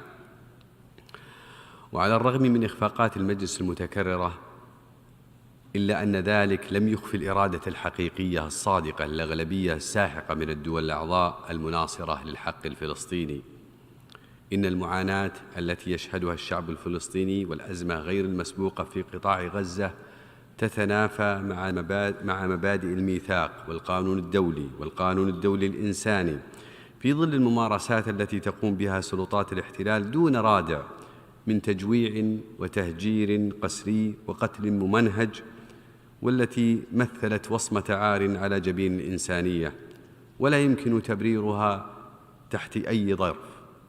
وقد جاء التعسف باستخدام حق النقد ضد أي قرار يطالب بوقف تلك الممارسات كغطاء وشرعنة لها، مما منح سلطات الاحتلال ضوءا أخضر لتوسيع دائرة الاعتداءات، وكان آخرها الاعتداء السافر على دولة قطر الشقيقة. كل هذه الانتهاكات والاعتداءات السافرة تستدعي تحركا دوليا لإيقاف إسرائيل وردعها عن ممارسة أعمالها الإجرامية في زعزعة أمن المنطقة واستقرارها. السيد الرئيس، لقد حان الأوان لإيجاد حل عادل وشامل ودائم للقضية الفلسطينية، فالتصعيد العسكري لن يحقق الأمن والسلام، بل يبقي المنطقة في دوامة عنف مستمرة.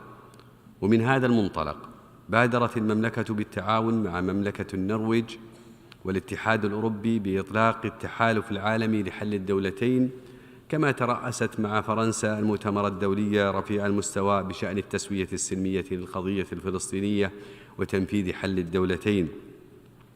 وتشيد المملكة باعتماد الجمعية العامة إعلان نيويورك الذي حظي بدعم أغلبية كبرى، كما ترحب بالعدد المتزايد من الدول التي أعلنت الاعتراف بالدولة الفلسطينية، وتدعو الجميع إلى الاعتراف بدولة فلسطين ودعم مسار حل الدولتين التزاماً بالقانون الدولي وترسيخاً للأمن والسلام بالمنطقة والعالم. وختاماً، السيد الرئيس، السيدات والسادة، تؤكد المملكة العربية السعودية على موقفها الثابت والداعم للقضية الفلسطينية وحقوق الشعب الفلسطيني، مواصلة بذل الجهود والتواصل مع الدول الشقيقة والصديقة لإيجاد حل عاجل وعملي يوقف النزيف ويضع حداً للتصعيد وينهي دورات العنف المستمرة والمتزايدة، وذلك إيماناً من المملكة بأن السلام العادل والشامل والدائم هو الخيار الاستراتيجي الضامن لأمن واستقرار المنطقة. وترحب المملكة العربية السعودية في هذا السياق بإعلان الإدارة الأمريكية خطة الرئيس دونالد ترامب الشاملة لإنهاء الصراع في قطاع غزة وإعادة إعمار القطاع وتسهيل دخول المساعدات الإنسانية دون قيود، وما تضمنته الخطة بعدم السماح بضم الضفة الغربية.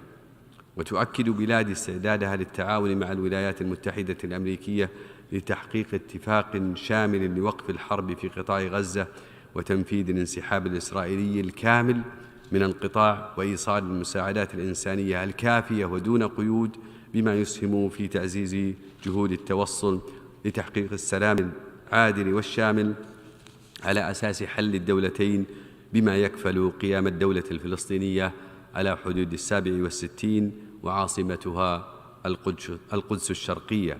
وشكرا السيد الرئيس. I thank the distinguished representative of Saudi Arabia, and I now give the floor to the distinguished representative of Portugal.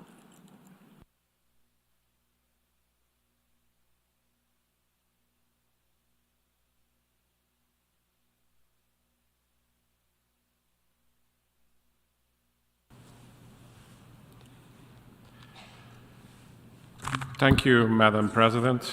Excellencies, Portugal aligns itself with the statement delivered by the European Union and wishes to add the following remarks in our national capacity. As a co-sponsor of the veto initiative, Portugal stresses the need for accountability and transparency in the Security Council's use of the veto. We regret that the veto, once again used to block the elected members' draft resolution on Gaza, preventive collective action during a severe humanitarian crisis. The veto was used 10 times since October 2023, eroding the Council's credibility. We reaffirm our support for the veto initiative, convinced that greater General Assembly scrutiny strengthens the legitimacy of multilateralism. In the present context, Excellencies, Portugal wants to start by welcoming President Donald Trump's initiative to put an end to the conflict in Gaza and to create the conditions that will allow the further development and implementation of the two-state solution. We also commend the Arab states and mediators for their peace endeavors. The ceasefire, the resumption of humanitarian assistance, and the release of hostages are imperative. The suffering in Gaza must end immediately. Portugal urges Hamas to accept the new peace plan. We remain gravely concerned about the grievous humanitarian situation in Gaza and developments in the West Bank, including the East Jerusalem. Both realities threaten the prospect of a peace settlement of the question of Palestine and the implementation of the two-state solution. We, my country, Portugal, formally recognized the state of Palestine on the 21st of September. This decision reflected our long-standing position on the Israeli-Palestinian conflict and seeks to promote and protect a just and lasting peace in the Middle East based on the two-state solution. The international community cannot miss the opportunity brought by the latest US plan to finally bring about a complete and immediate ceasefire in Gaza, the release of all hostages, and the swift, full, and unimpeded resumption of humanitarian assistance, consistent with international humanitarian law. The Palestinian Authority should be involved in any peace and administration plans regarding Gaza. Likewise, the United Nations and all its agencies, including UNRWA, need to maintain their role. Portugal hails this new chance for peace, which hopefully would also help pave the way for the implementation of the New York Declaration on the two-state solution. We also continue to support the efforts of the mediators, US, Egypt, Qatar, and also the role of Turkey, as well as the work of the Global Alliance for the implementation of the two-state solution. I thank you. I thank the distinguished representative of Portugal, and I now give the floor to the distinguished representative of South Africa.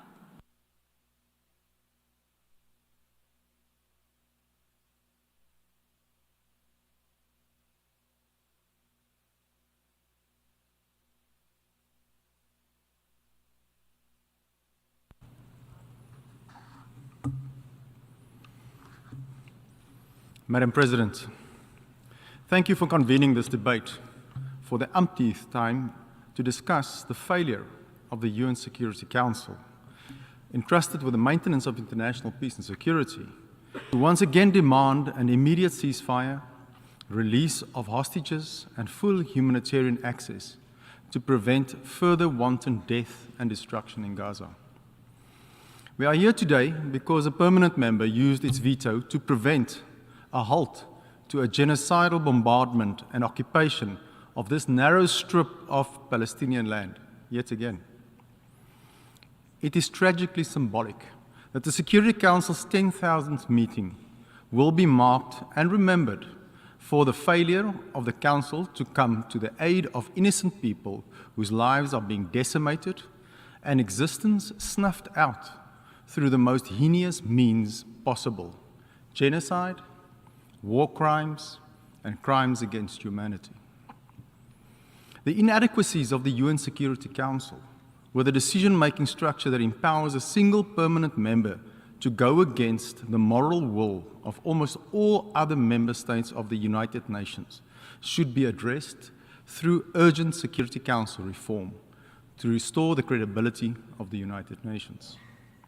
Madam President, it is deeply concerning that the Security Council has become paralyzed and unable to deliver on its mandate by passing a resolution that would have delivered on the expectations of both the Palestinian and Israeli people for an end to the suffering on both sides. The inability of the Council to take even the most minimal action means that civilians will continue to be exposed to indescribable horrors and atrocities, therefore failing in the responsibility to protect civilians in armed conflict. It further renders the Council incapable of preventing the conflict from spilling over into a wider regional crisis. We believe that the international community has an obligation to put an end to the ongoing genocide before it is too late. The Gaza Strip has been facing a war of genocide, destruction, starvation, and displacement waged by the Israeli occupation forces, in which they have injured more than 220,000 Palestinians and killed more than 65,000, the majority of whom are unarmed, children, women, and the elderly. Madam President, Israel is perpetrating these violations and crimes willfully and wantonly, confidently knowing that they are allowed, through the Security Council veto, to act with impunity and are allowed to force its terms for an end to the conflict on the people of Palestine, in utter disregard for Palestinian self-determination. All the while, Palestinians continue to face extermination. Israel is violating every provision of international humanitarian law and international human rights law intended to protect civilians. Israel is waging war on the Palestinian people themselves with a brutal use of starvation, displacement, and impoverishment, denial of basic health care, denial of life-saving humanitarian access, and an unjustified campaign against UNRWA and the UN as a whole. Madam President, the so-called E1 plan, recently approved by the Israeli government, should be rejected. This plan would divide the West Bank into two parts and would isolate occupied Jerusalem from its surroundings and would undermine the option of the two-state solution in a blatant violation of international law and relevant Security Council resolutions. The Israeli government has brazenly denied the possibility of a Palestinian state, while 157 countries recognize the Palestinian state, and global community has come together to reaffirm the fundamental importance of a two-state solution.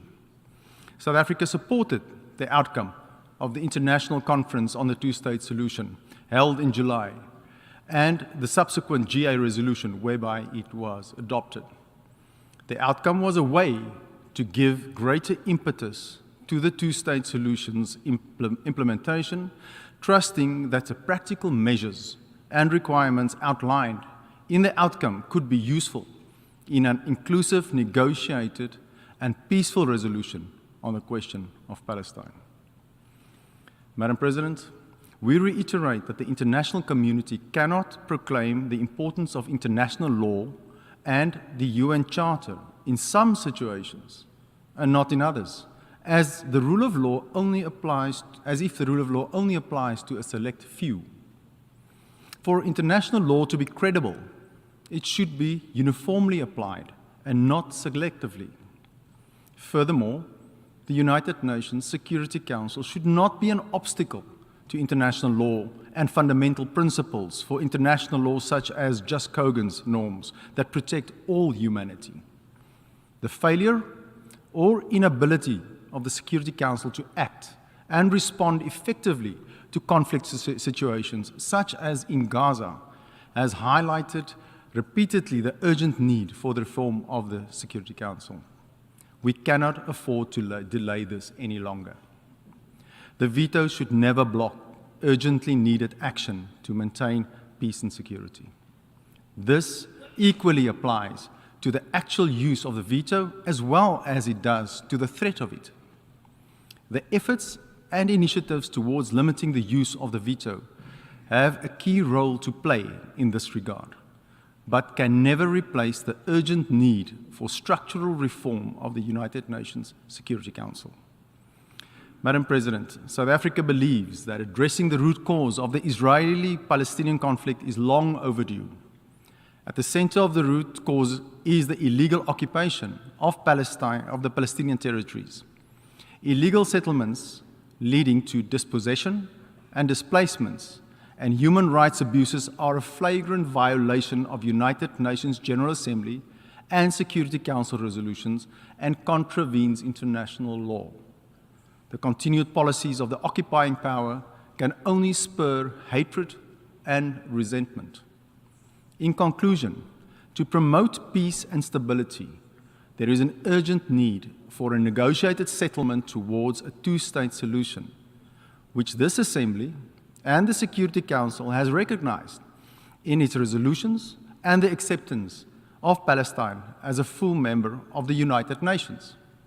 The situation in Gaza should serve as a catalyst for finding a just and lasting peace for Palestinians as well as Israelis. I thank you. I thank the distinguished representative of South Africa, and I now give the floor to the distinguished representative of Japan.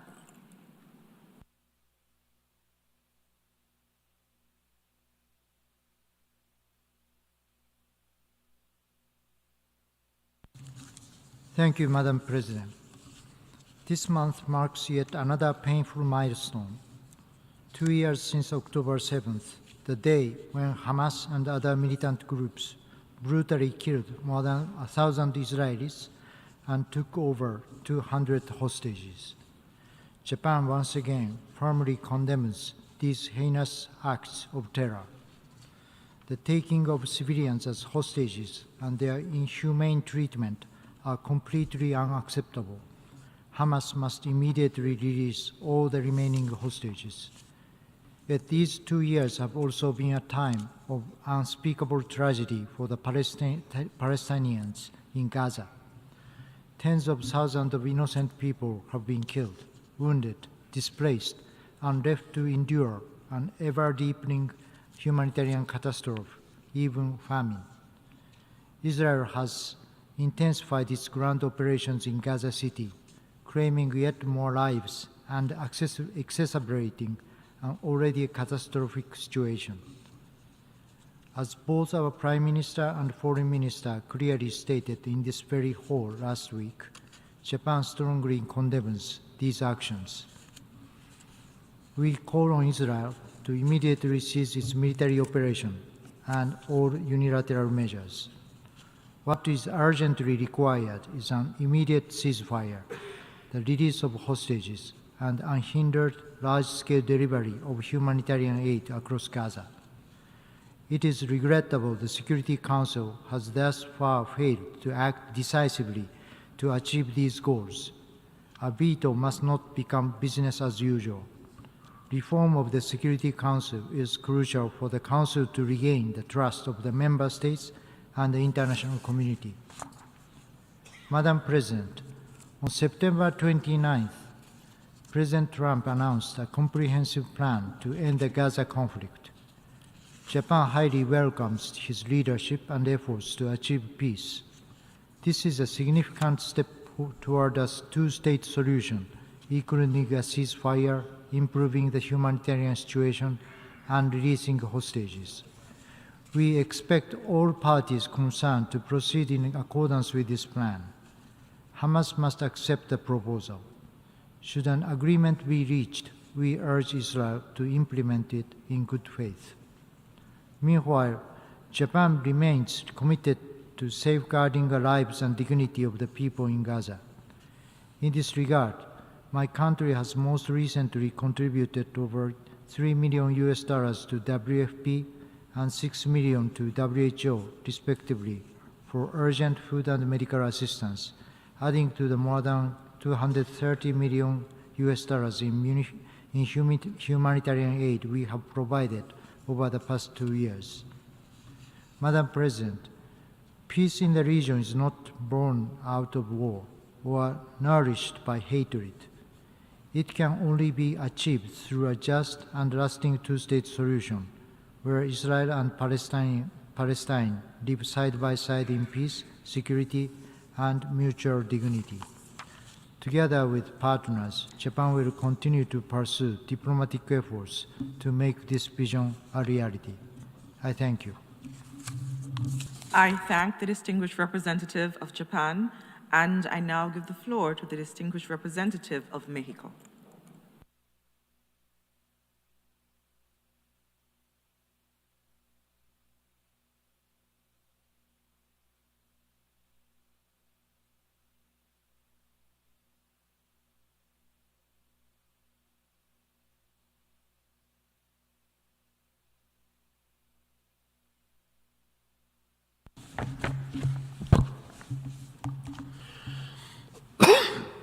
Señora Presidenta, la situación humanitaria en la Franja de Gaza es intolerable.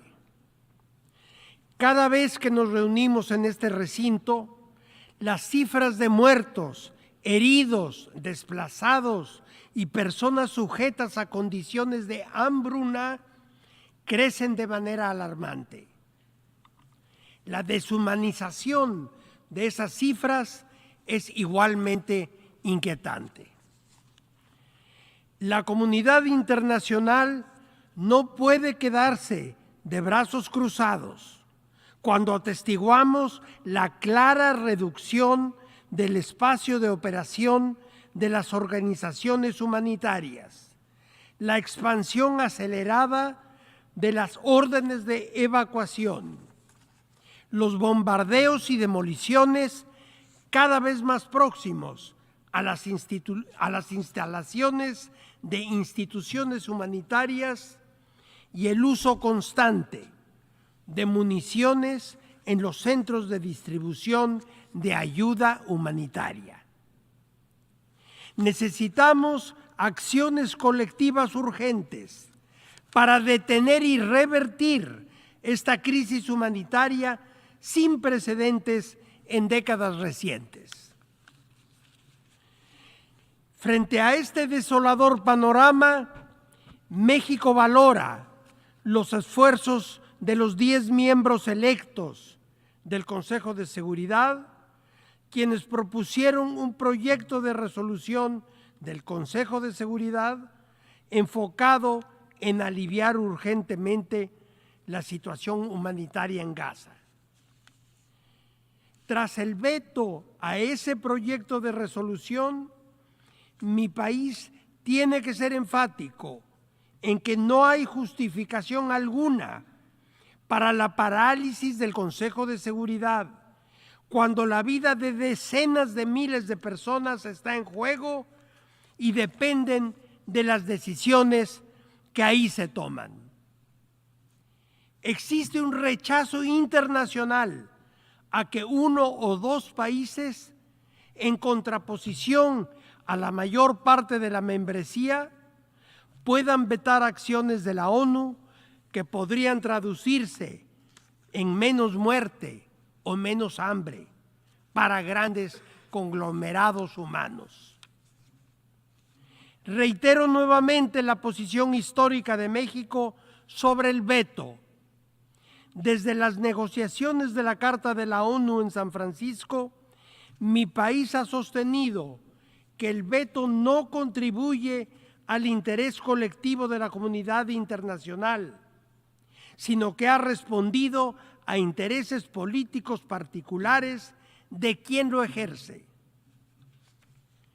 Aprovecho esta oportunidad para invitar a todos aquellos países que aún no lo han hecho a sumarse a la iniciativa franco-mexicana sobre la restricción del uso del veto en casos de atrocidades en masa.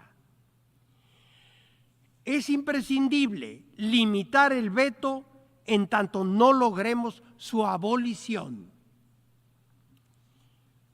Ante la incapacidad del Consejo de Seguridad para actuar, México refrenda su convicción sobre el papel que le corresponde a esta Asamblea General de asumir su propia responsabilidad en la salvaguardia de los tres pilares fundamentales de nuestra Carta. La Asamblea General recientemente adoptó una resolución sobre la revitalización de este órgano, con claras directrices para hacer posible la adopción de medidas después de debatir sobre el uso del veto. No desaprovechemos la oportunidad de hacer posible que nuestras acciones no se limiten a simples discursos desde esta tribuna. Señora Presidenta, la Declaración de Nueva York, adoptada por la Asamblea General hace menos de un mes, marcó un punto de inflexión en cuanto a cómo los Estados miembros de esta organización conceptualizamos la solución de dos estados para la consolidación de un Estado palestino viviendo en coexistencia con Israel. No obstante, el recrudecimiento de las hostilidades implica que la población civil palestina de Gaza carece de un horizonte viable para lo que se ha dado en llamar el día después de la guerra o para la reconstrucción del tejido social. También debe haber garantías de que nunca más se repitan ataques atroces como los ocurridos el nefasto 7 de octubre de 2023. Por último, nos hacemos eco de lo expresado por nuestro secretario general. Deseamos que el plan de paz surgido en las últimas horas permita un cese al fuego urgente y resulte en un avance hacia la paz en Medio Oriente. Muchas gracias. I thank the distinguished representative of Mexico and I now give the floor to the distinguished representative of New Zealand.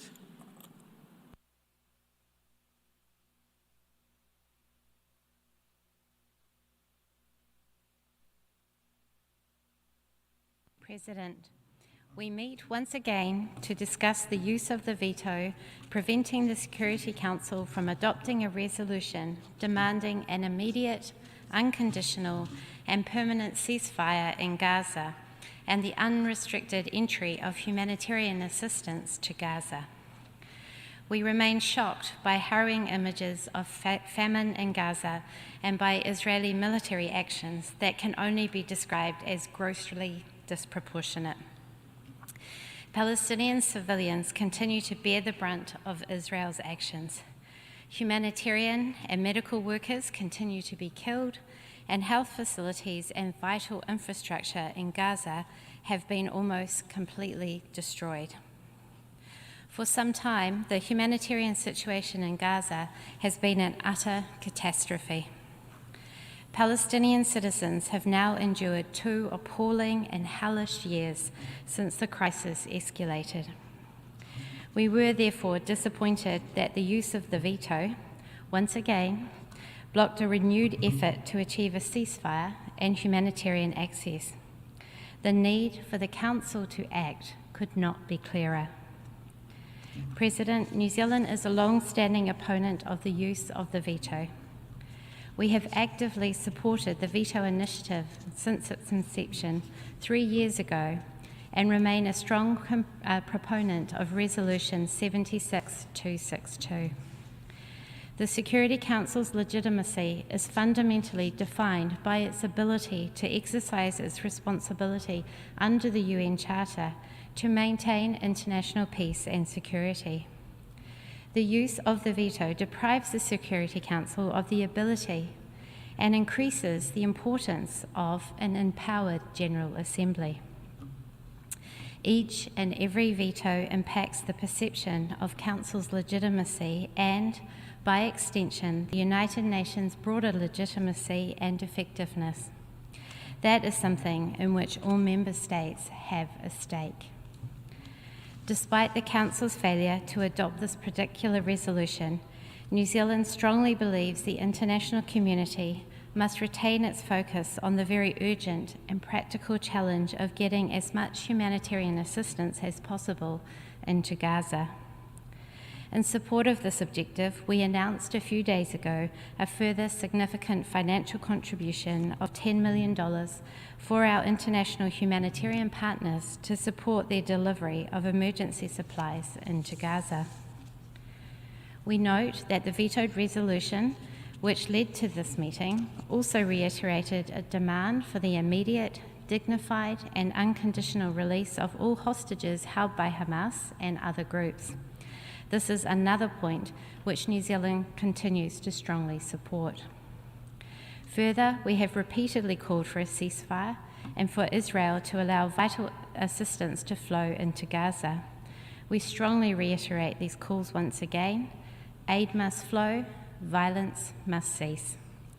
To this end, New Zealand welcomed the United States' announcement earlier this week of a proposed plan to end the conflict in Gaza, and we urge the parties to seize the opportunity to fully implement the terms of that proposal. Thank you, President. I thank the distinguished representative of New Zealand, and I now give the floor to the distinguished representative of Canada.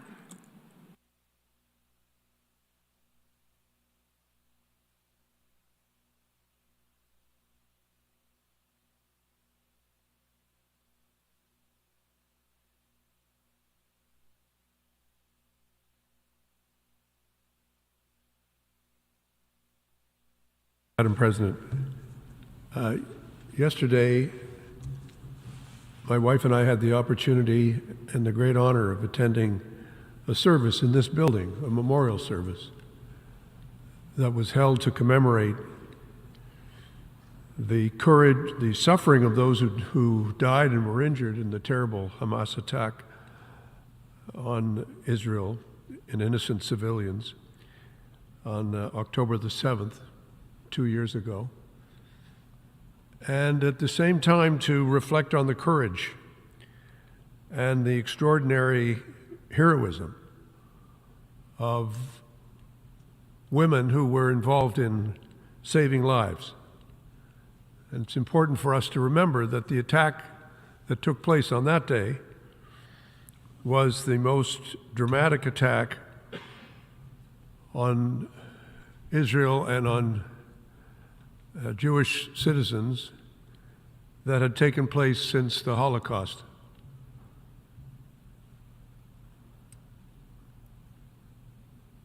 We need to be able to hold in our hearts and in our minds two thoughts at the same time. The first is to understand the depth of the trauma that has been felt by the Israeli people because of the nature of that attack, and also their feeling that the rest of the world was indifferent or not sufficiently responding to the nature of that assault. Canada continues to condemn unequivocally Hamas's brutal terrorist attacks on October 7th, 2023, and we call once again for the immediate release of all the remaining hostages. And so we need to retain in our minds that sense. But we also need to recognize the sheer horror of the catastrophe that has taken place in Gaza. I do not intend to use this podium to in any way take away from what I've said earlier about the nature of the attack that took place on October the 7th. But just as we recognize that, we also have to recognize the nature of the attacks that took place in response to the original attack.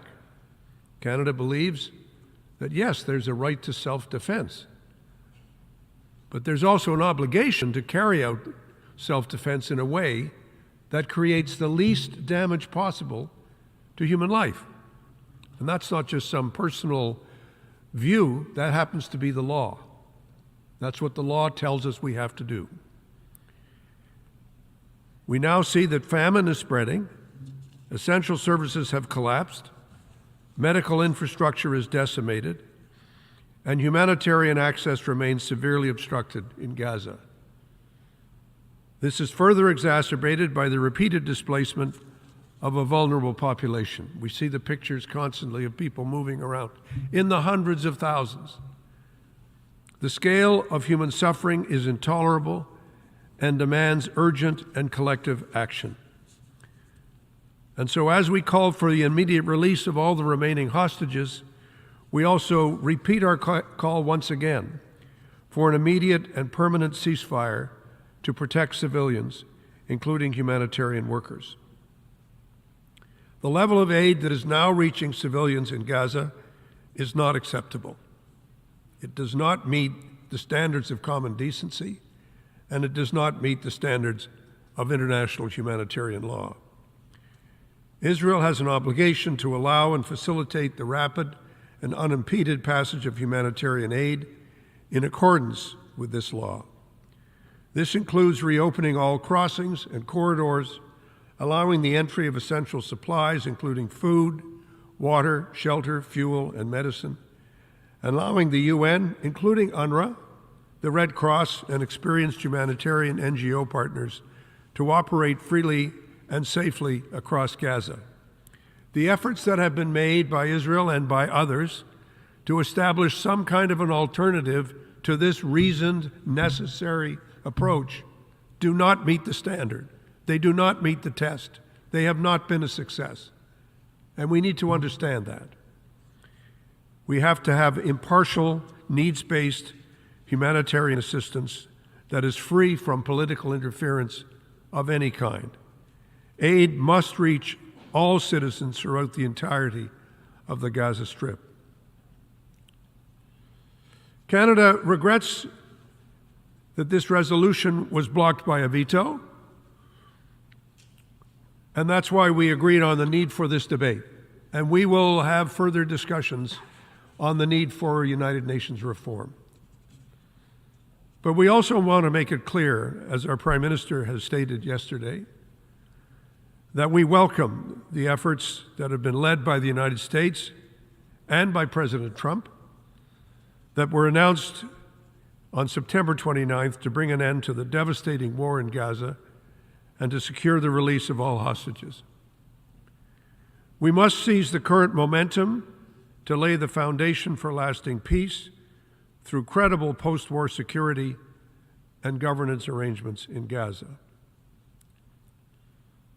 Canada also joined with our French colleagues and our Saudi colleagues and many others to sign the New York Declaration and also to recognize the need for a sovereign Palestine and to recognize the state of Palestine, which we did.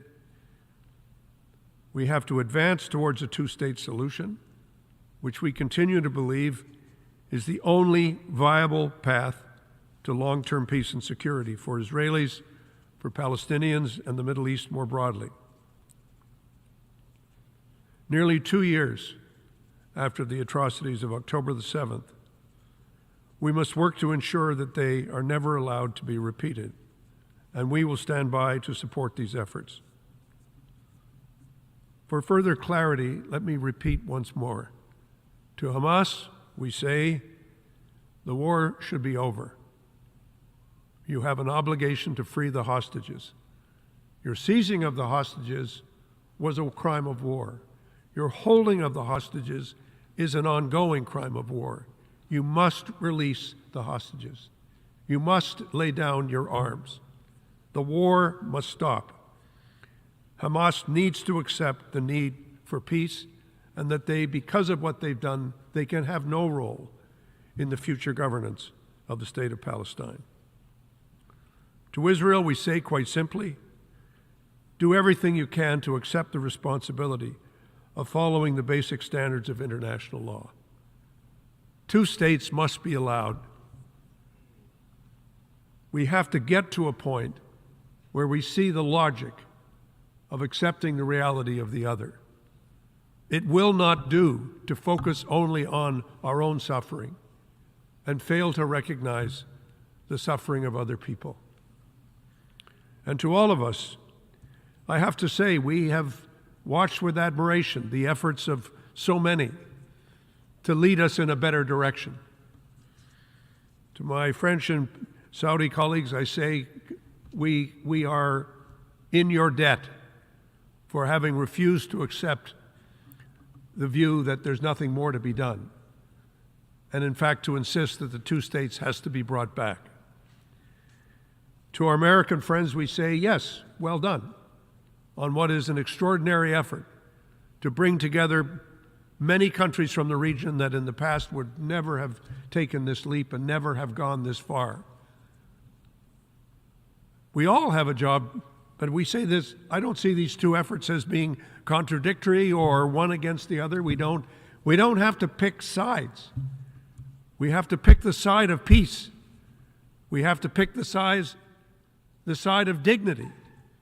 We have to pick the side of reconciliation, of reconstruction, of renewal. This is the side we have to pick. And this is the side that my country has chosen. We believe profoundly that both Palestinians and Israelis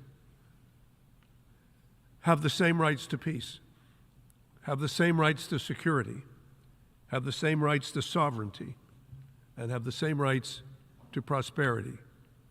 And we all have an ongoing obligation to make sure that we take the path forward. Sometimes people say these debates don't matter, that the words are empty. I often hear people stand up on this podium and say words don't matter, and they proceed to give further words. That's human nature. I often hear politicians stand at a podium and say, I'm not a politician. As soon as you stand at the podium, you are. You have to understand, we are all in this together.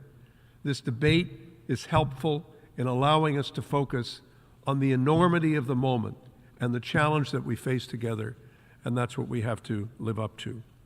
Thank you for the opportunity to speak to you all. Thank you. I thank the distinguished representative of Canada, and I now give the floor to the distinguished representative of Brazil.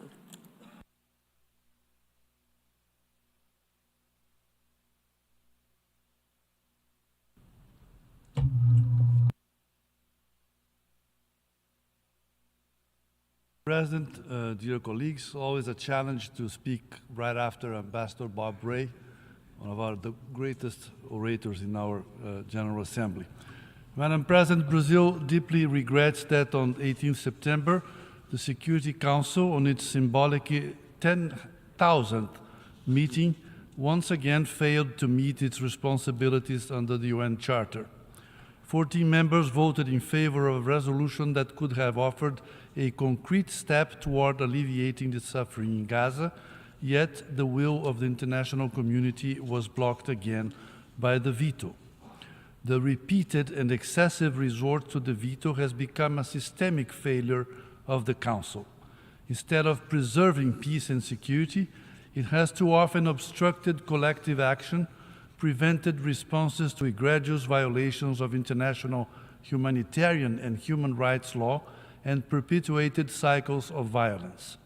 The cost is measured not in abstractions, but in human lives, including children, women, and humanitarian workers.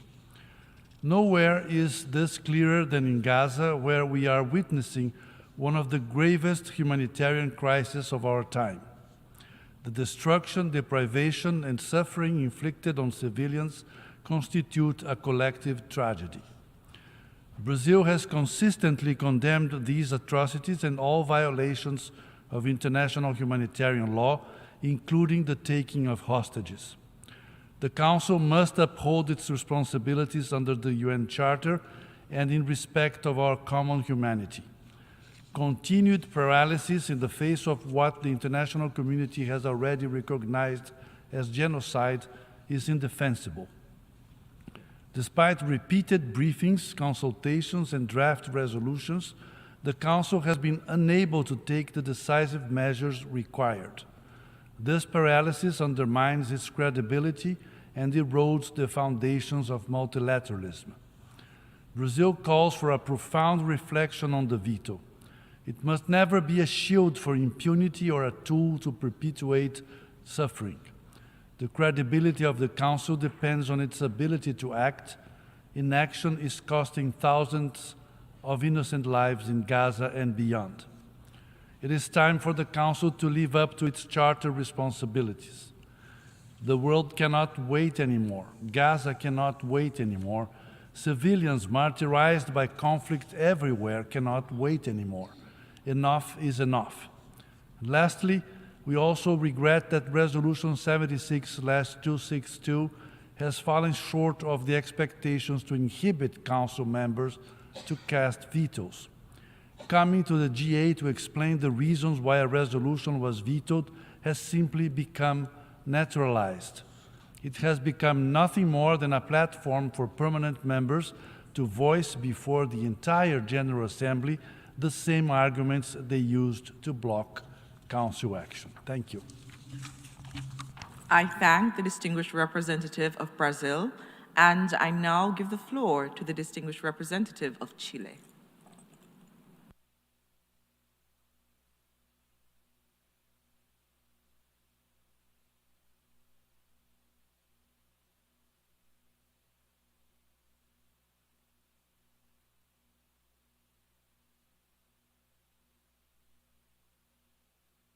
Muchas gracias, señora presidenta.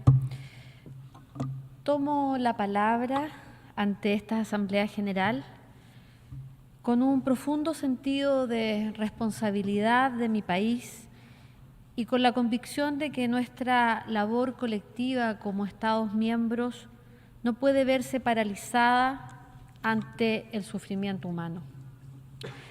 Una vez más, atestiguamos cómo el Consejo de Seguridad, órgano cuya responsabilidad primordial es mantener la paz y la seguridad internacionales, ha quedado en silencio debido al uso del veto. Esta inacción, ocurrida anteriormente, también el pasado 4 de junio de este año, ha contribuido a prolongar el sufrimiento de miles de civiles, incluyendo personas mayores, mujeres y niños, que durante casi 2 años han visto extinguir mucho más que su vitalidad y esperanza. Es decir, las acciones del Consejo de Seguridad repercuten directa y concretamente en el sufrimiento de esos niños, niñas, mujeres, personas mayores. En estas últimas semanas hemos visto cómo a través de múltiples iniciativas la comunidad internacional no ha permanecido indiferente ante la crisis humanitaria en Gaza, siendo esta sesión especial de emergencia reflejo de la voluntad de todos los ciudadanos que esperan ver a las Naciones Unidas cumpliendo con su promesa fundacional para resguardar la paz y la seguridad de las generaciones venideras. La Asamblea General tiene el mandato y la obligación moral de actuar cuando el Consejo de Seguridad no puede hacerlo. Hoy, más que nunca, ese principio debe guiar nuestra acción colectiva. Es por esto que hoy alzamos nuestra voz y no nos cansaremos de seguir haciéndolo, para reafirmar principios básicos que establece el derecho internacional y el derecho internacional humanitario sobre la necesidad urgente de un alto al fuego y la protección de los civiles. Hacemos eco del llamado de la resolución presentada por el Consejo de Seguridad para entablar un proceso político que conduzca a una solución justa, duradera y definitiva, basada en la solución de los dos estados, con Israel y Palestina conviviendo en paz y seguridad de conformidad con las resoluciones aprobadas por las Naciones Unidas. Señora Presidenta, la confianza y credibilidad en esta organización dependen de nuestra capacidad de actuar en nombre de quienes no pueden hacer presente su voz. Por eso agradecemos a todos quienes votaron a favor en esta resolución que pone en el centro la protección de la vida humana y el invaluable imperativo de la paz.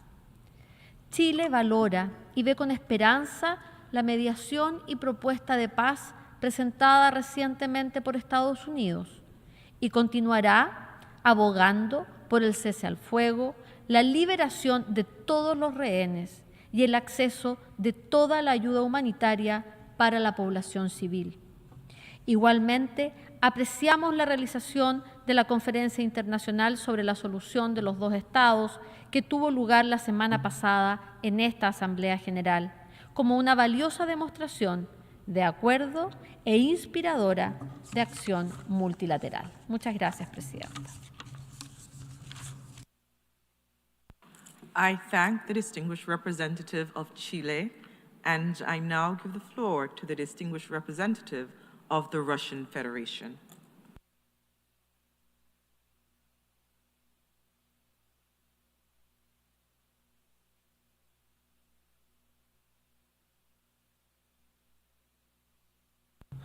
Госпожа председатель, уважаемые коллеги, почти 2 недели назад, 18 сентября, Соединенные Штаты Америки в 7-й раз с начала обострения палестино-израильского конфликта 7 октября 2023 года применили право вето, заблокировав подготовленный непостоянными членами Совета Безопасности проект резолюции с фокусом на гуманитарной ситуации в секторе Газа. В документе не было ничего, что не нашло бы поддержки среди абсолютного большинства собравшихся в этом зале делегаций. Он содержал требования немедленного и безусловного прекращения огня, освобождения всех удерживаемых ХАМАС заложников, снятия гуманитарной блокады Газы и обеспечения безопасного и беспрепятственного доступа к нуждающимся. К сожалению, в Вашингтоне и Западном Иерусалиме эти базовые гуманистические элементы, нацеленные на облегчение страданий палестинского народа, упрямо пытаются трактовать как награду ХАМАС от международного сообщества за совершение теракта 7 октября. Такая же искаженная логика применяется к недавней волне признаний Палестины со стороны ряда западных государств.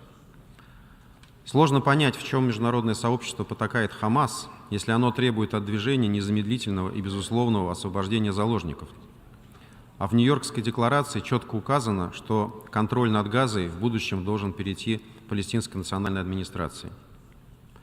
Атака ХАМАС 7 октября, вне всякого сомнения, заслуживает осуждения, но ее нельзя использовать для оправдания коллективного наказания мирных палестинцев и повода для разжигания войны на Ближнем Востоке.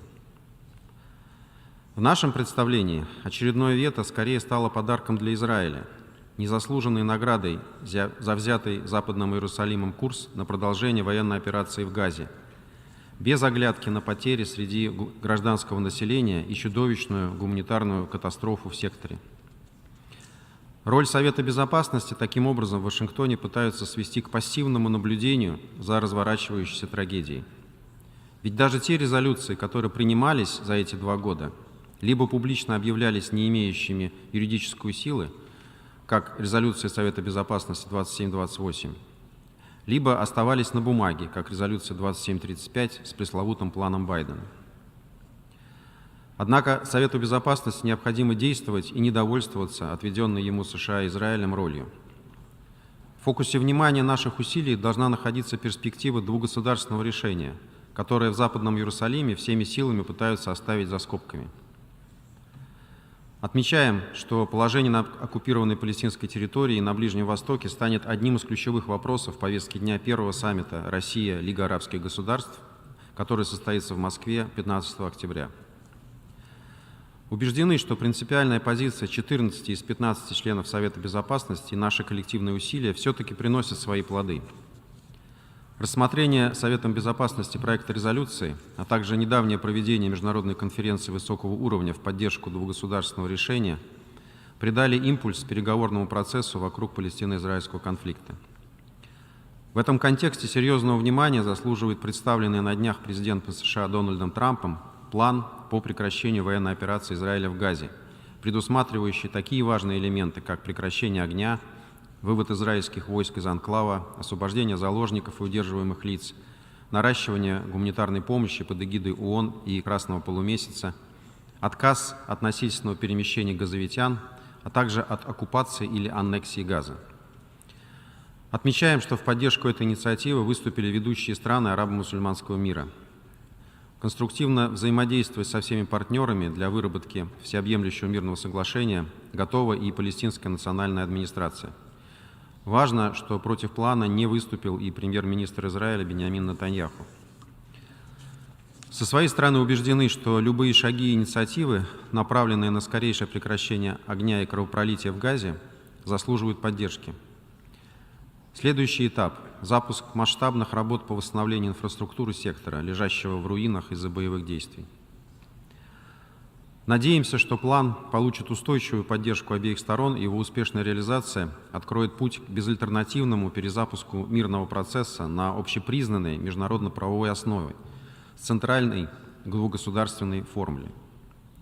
Тем более, что в ходе 2 раундов упомянутой мной международной конференции высокого уровня по Палестине подтвержден широкий консенсус по поводу признания законного права и чаяний палестинцев на собственное независимое государство в границах 1967 года со столицей в Восточном Иерусалиме, сосуществующее в мире и безопасности с Израилем. Такую позицию Россия занимала и занимает последовательно и неизменно на протяжении многих лет. Благодарю за внимание. I thank the distinguished representative of the Russian Federation, and I now give the floor to the distinguished representative of Guatemala.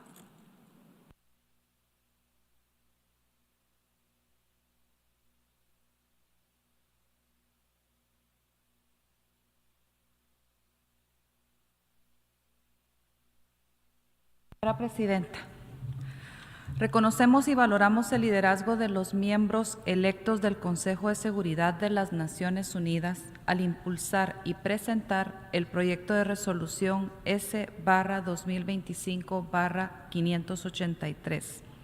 Lamentamos profundamente que dicho texto, cuyo principal objetivo era exigir un alto al fuego inmediato, incondicional y permanente en Gaza, la liberación de todos los rehenes retenidos por Hamás, así como el acceso irrestricto a la ayuda humanitaria, haya sido vetado por un miembro permanente el pasado 18 de septiembre. Guatemala reitera su respaldo a la iniciativa franco-mexicana que busca restringir el uso del veto cuando se trate de prevenir o detener situaciones que involucren atrocidades masivas. Como las Naciones Unidas, no hemos cumplido con nuestro mandato de actuar cuando un aparato militar arrasa con individuos, familias, comunidades y poblaciones enteras en nombre de la seguridad y la soberanía, en particular cuando se trata de decisiones urgentes para salvaguardar vidas y garantizar el cumplimiento del derecho internacional humanitario. Señora Presidenta, desde la perspectiva de Guatemala, una paz duradera en la región no solo será posible mediante una solución política, no militar, basada en la coexistencia de 2 estados, que permita a Israel y Palestina vivir uno al lado del otro en paz y seguridad, dentro de fronteras definidas, seguras y reconocidas internacionalmente, garantizando la convivencia pacífica entre los 2 pueblos conforme a las resoluciones pertinentes del Consejo de Seguridad y la Asamblea General de las Naciones Unidas.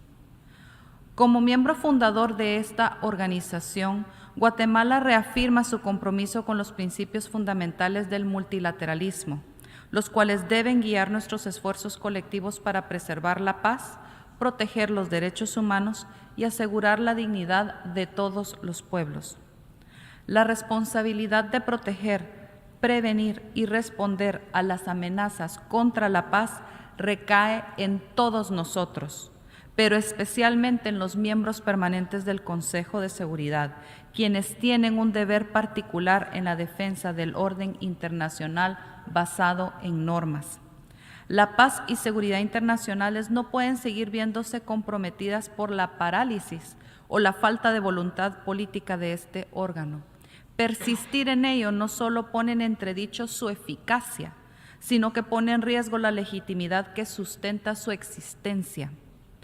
Una vez más, reiteramos que el Consejo de Seguridad debe actuar con determinación y pleno sentido de responsabilidad en cumplimiento con su mandato, tal como lo establece la Carta de las Naciones Unidas. Muchas gracias.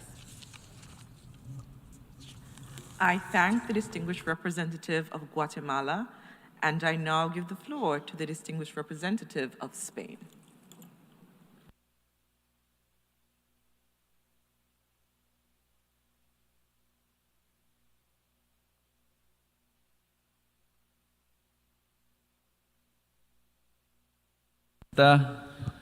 España agradece la convocatoria de esta sesión especial de la Asamblea General tras la imposibilidad de que el Consejo de Seguridad acordase una resolución pidiendo un alto al fuego inmediato e incondicional el pasado 18 de septiembre tras el veto de uno de sus miembros permanentes. Deseamos agradecer al Consejo de Seguridad y particularmente a los 14 miembros que votaron a favor sus esfuerzos para consensuar un texto para acabar con la violencia en Gaza. A pocos días ya de alcanzar los 2 años tras el inicio de la guerra, el acuerdo del Consejo de Seguridad era más necesario que nunca. España condena un conflicto que ha generado un insoportable número de víctimas civiles en Gaza, superando los 65.000 muertos desde los ataques terroristas indiscriminados y brutales de Hamás contra Israel el 7 de octubre.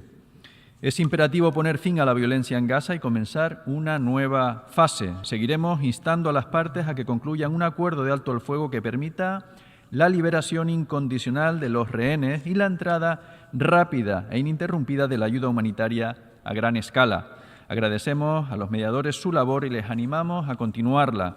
En este sentido, España saluda el plan presentado por Estados Unidos, que puede representar un paso significativo y hace un llamamiento a las partes a comprometerse con el fin de la violencia. Es urgente detener un sufrimiento que ha durado demasiado tiempo. La guerra tiene que terminar y tenemos que trabajar por una paz duradera sobre la base de la implementación de la solución de los 2 estados. En este sentido, la histórica Declaración de Nueva York, respaldada ampliamente por la comunidad internacional y la Conferencia de Paz de Nueva York para la implementación de la solución de los 2 estados, ha confirmado el sólido consenso de la comunidad internacional en torno a la implementación de la solución de los 2 estados, que es el único camino viable hacia una paz justa y duradera. En esta nuestra hoja de ruta para el final del conflicto y también, de acuerdo con lo recogido en la Declaración de Nueva York, la Alianza Global para la Implementación de la Solución de los 2 Estados es el mecanismo que nos va a permitir traducir las propuestas en acciones concretas. España ha mantenido una posición muy clara respecto al conflicto. La intensificación de las operaciones militares israelíes sobre la ciudad de Gaza, la destrucción de infraestructuras esenciales como hospitales o escuelas, el desplazamiento forzoso de la población palestina son flagrantes violaciones del derecho internacional humanitario y de los derechos humanos.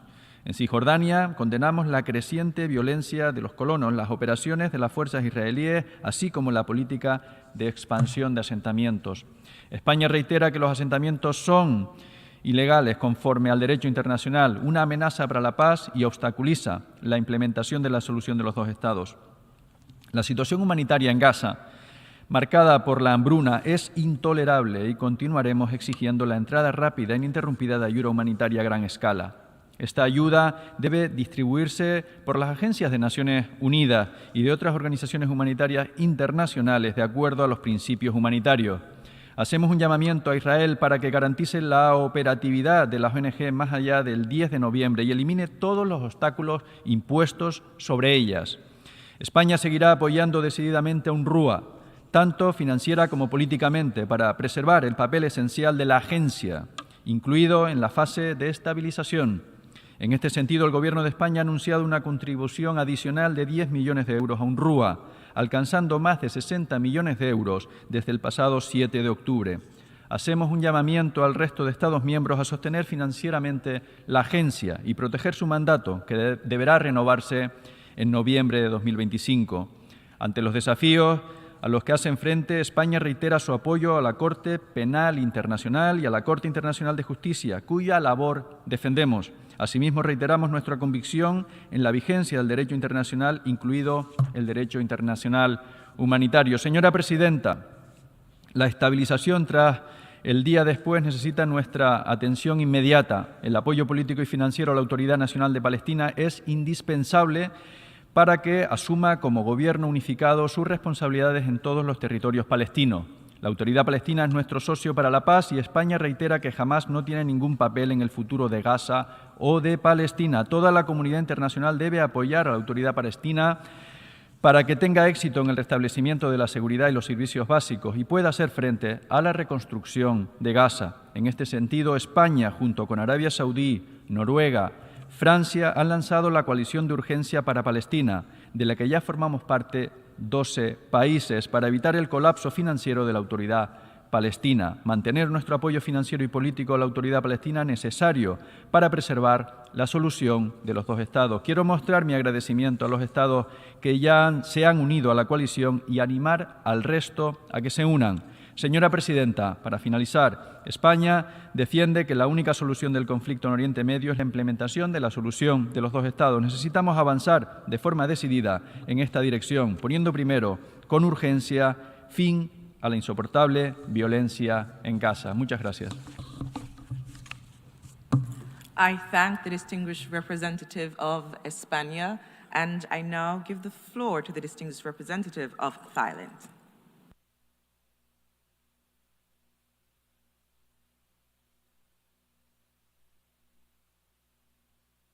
President, Thailand shares profound concern with the international community over the grave and prolonged humanitarian situation in Gaza. This hardship has gone too far and too long that it must now come to an immediate end. Thailand urges all parties concerned to exercise the utmost restraint to prevent further escalation. An immediate ceasefire agreement is imperative to ensure that the full protection of civilians and the immediate, safe, and unhindered delivery of humanitarian assistance to all those in need, in accordance with international humanitarian law. Thailand welcomes the ongoing efforts of the international community, including those led by the President of the United States, to facilitate dialogue towards ending the conflict and pursuing a path to peace. We encourage all parties to maintain this momentum and to turn plans and commitments into concrete action so that the suffering of innocent civilians can be alleviated and lasting peace and security in the Middle East be realized. Thailand reiterates our unwavering support for peaceful resolution through genuine dialogue between Israel and Palestine in line with the two-state solution, whereby the states of Israel and Palestine coexist side by side in peace, security, and mutual recognition in accordance with international law and relevant UN resolutions. In this spirit, Thailand joins the international community in endorsing the New York Declaration on the peaceful settlement of the question of Palestine and the implementation of the two-state solution. Madam President, Thailand will continue to closely monitor developments in Gaza and render our support to all initiatives that seek to transform collective resolve into concrete actions towards a future of sustainable peace, stability, security, for Israel and Palestine. Thank you very much. I thank the distinguished representative of Thailand, and I now give the floor to the distinguished representative of Switzerland.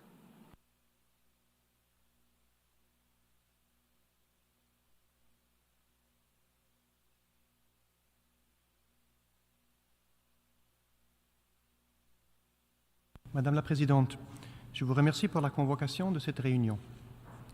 Depuis l'adoption en 2022 de l'initiative portant sur l'exercice du droit de veto par cette Assemblée, 23 vétos ont été prononcés par les membres permanents du Conseil de sécurité. Notre message est constant. Nous plaidons en faveur d'un usage plus responsable et plus restrictif du droit de veto. Nous regrettons profondément que le projet de résolution soumis par les membres élus du Conseil de sécurité sur la guerre à Gaza et soutenu par 14 de ses membres ait été mis en échec par un veto. Sur fond de grandes souffrances humaines, le Conseil de sécurité a ainsi une nouvelle fois été empêché d'assumer ses responsabilités en matière de paix et sécurité. Il était et reste impératif d'agir. L'escalade des opérations militaires au centre de Gaza aggrave une situation déjà insoutenable. Le projet de résolution contenait des demandes essentielles: un cessez-le-feu immédiat et permanent, la libération inconditionnelle et immédiate de tous les otages, ainsi qu'un accès humanitaire sûr, rapide et sans entrave. La Suisse n'a cessé de réitérer ces demandes. Les parties doivent impérativement respecter leurs obligations de droit international, en particulier de droit international humanitaire et des droits de l'homme, et protéger la population civile, y compris le personnel humanitaire et onusien. Cela inclut aussi les obligations qui incombent à Israël en tant que puissance occupante. L'occupation israélienne du territoire palestinien est illégale et doit cesser, comme l'a confirmé la Cour internationale de justice. La Suisse rejette toute velléité d'annexion ou devant faciliter le déplacement forcé de Palestiniens. Il faut rétablir un horizon politique et mettre fin à la guerre à Gaza. À cet égard, la Suisse salue la proposition des États-Unis présentée ce lundi. Toute initiative doit être fondée sur le droit international, garantir la protection des civils, la libération de tous les otages, un accès humanitaire sans entrave, le respect du droit international humanitaire et des droits de l'homme, et jeter les bases d'une paix durable fondée sur la solution à deux États. Le 12 septembre, cette Assemblée a démontré qu'elle soutient ces principes et qu'elle est déterminée à leur réalisation en endossant la déclaration de New York. La Suisse encourage les parties à tirer parti de cette dynamique pour mettre un terme à la spirale de violence et garantir l'autodétermination du peuple palestinien ainsi que la sécurité d'Israël. La Suisse salue les efforts visant à stabiliser l'autorité palestinienne dont le programme de réforme est essentiel. Dans cette perspective, nous soutenons la coalition d'urgence pour la viabilité financière de l'autorité palestinienne. La Suisse continuera de soutenir ces efforts, de maintenir une forte action humanitaire et de mettre ses bons offices au service du dialogue. Madame la Présidente, œuvrons conjointement et constructivement en faveur d'une paix durable fondée sur la solution à deux États. Je vous remercie. I thank the distinguished representative of Switzerland, and I now give the floor to the distinguished representative of China.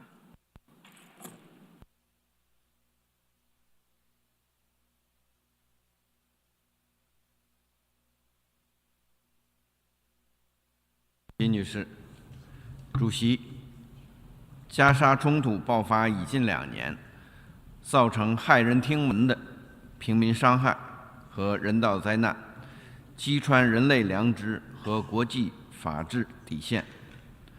国际社会早已形成停火止战的压倒性呼声。安理会一次次试图做出努力，却一次次被美国强行阻拦。9月18日，美国再次否决安理会加沙问题决议草案，中方对此深表失望和遗憾。如果不是美国一再滥用否决权，安理会对加沙危机的应对不会如此不尽如人意。如果不是美国对以色列的一味袒护，安理会决议和国际法不会遭到如此肆无忌惮的违反。主席，加沙的人间惨剧不能再继续下去。中方欢迎和支持一切有助于缓解紧张局势的努力，呼吁国际社会团结起来，为恢复和平采取紧急行动。第一，必须立即实现加沙停火，必须立即实现加沙持久停火。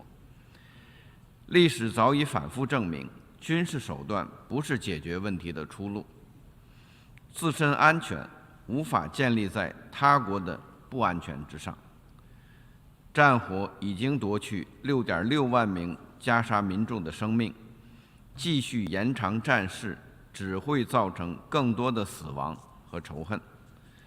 中方敦促以色列立即停止在加沙的一切军事行动，立即停止接管加沙城的危险计划。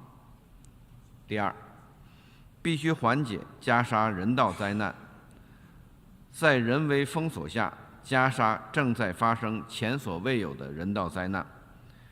中方重申，人道物资武器化不可接受，军事化物资分配机制不可接受，袭击寻找物资的平民和人道工作者不可接受。以色列必须履行占领方的国际人道法义务，全面恢复人道物资准入，支持联合国等人道机构开展救援。第三，必须落实两国方案。两国方案是解决巴勒斯坦问题的唯一可行出路。加沙和约旦河西岸都是巴勒斯坦不可分割的领土，任何战后治理和重建安排都必须坚持8人治8的原则，尊重巴勒斯坦人民的意愿。国际社会应当汇聚更大努力，采取切实不可逆的行动来落实两国方案，坚决拒绝任何侵蚀两国方案基础的单边行动。中方愿同国际社会一道，为平息加沙战火、缓解人道灾难、落实两国方案，最终实现巴勒斯坦问题全面、公正、持久解决，做出不懈努力。谢谢主席。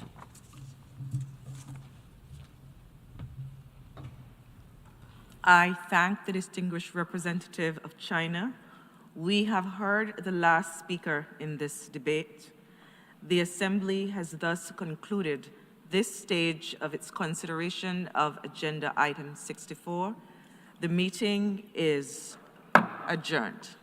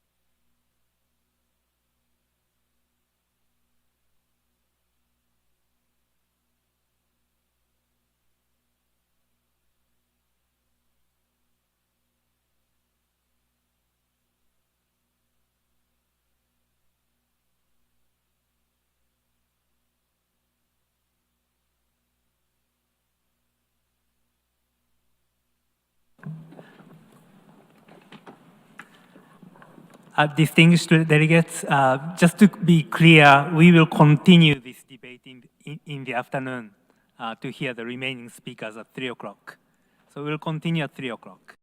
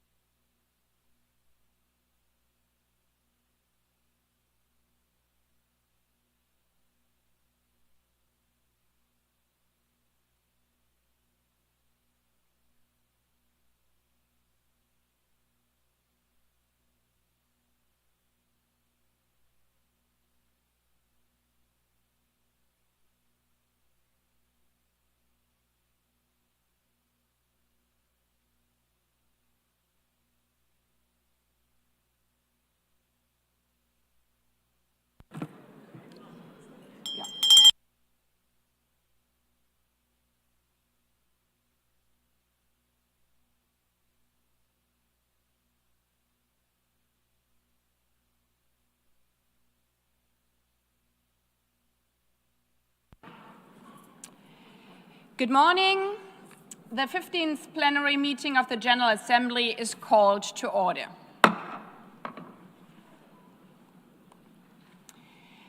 The Assembly will begin its consideration of Agenda Item 64, entitled Use of the Veto, to hold a debate pursuant to Resolution 76/262 of April 26, 2022, on the situation as to which the veto was cast at the 10,000th meeting of the Security Council on September 18, 2025. The documentation under this item is listed in the Journal of the United Nations. I will now make a statement as the President of the General Assembly.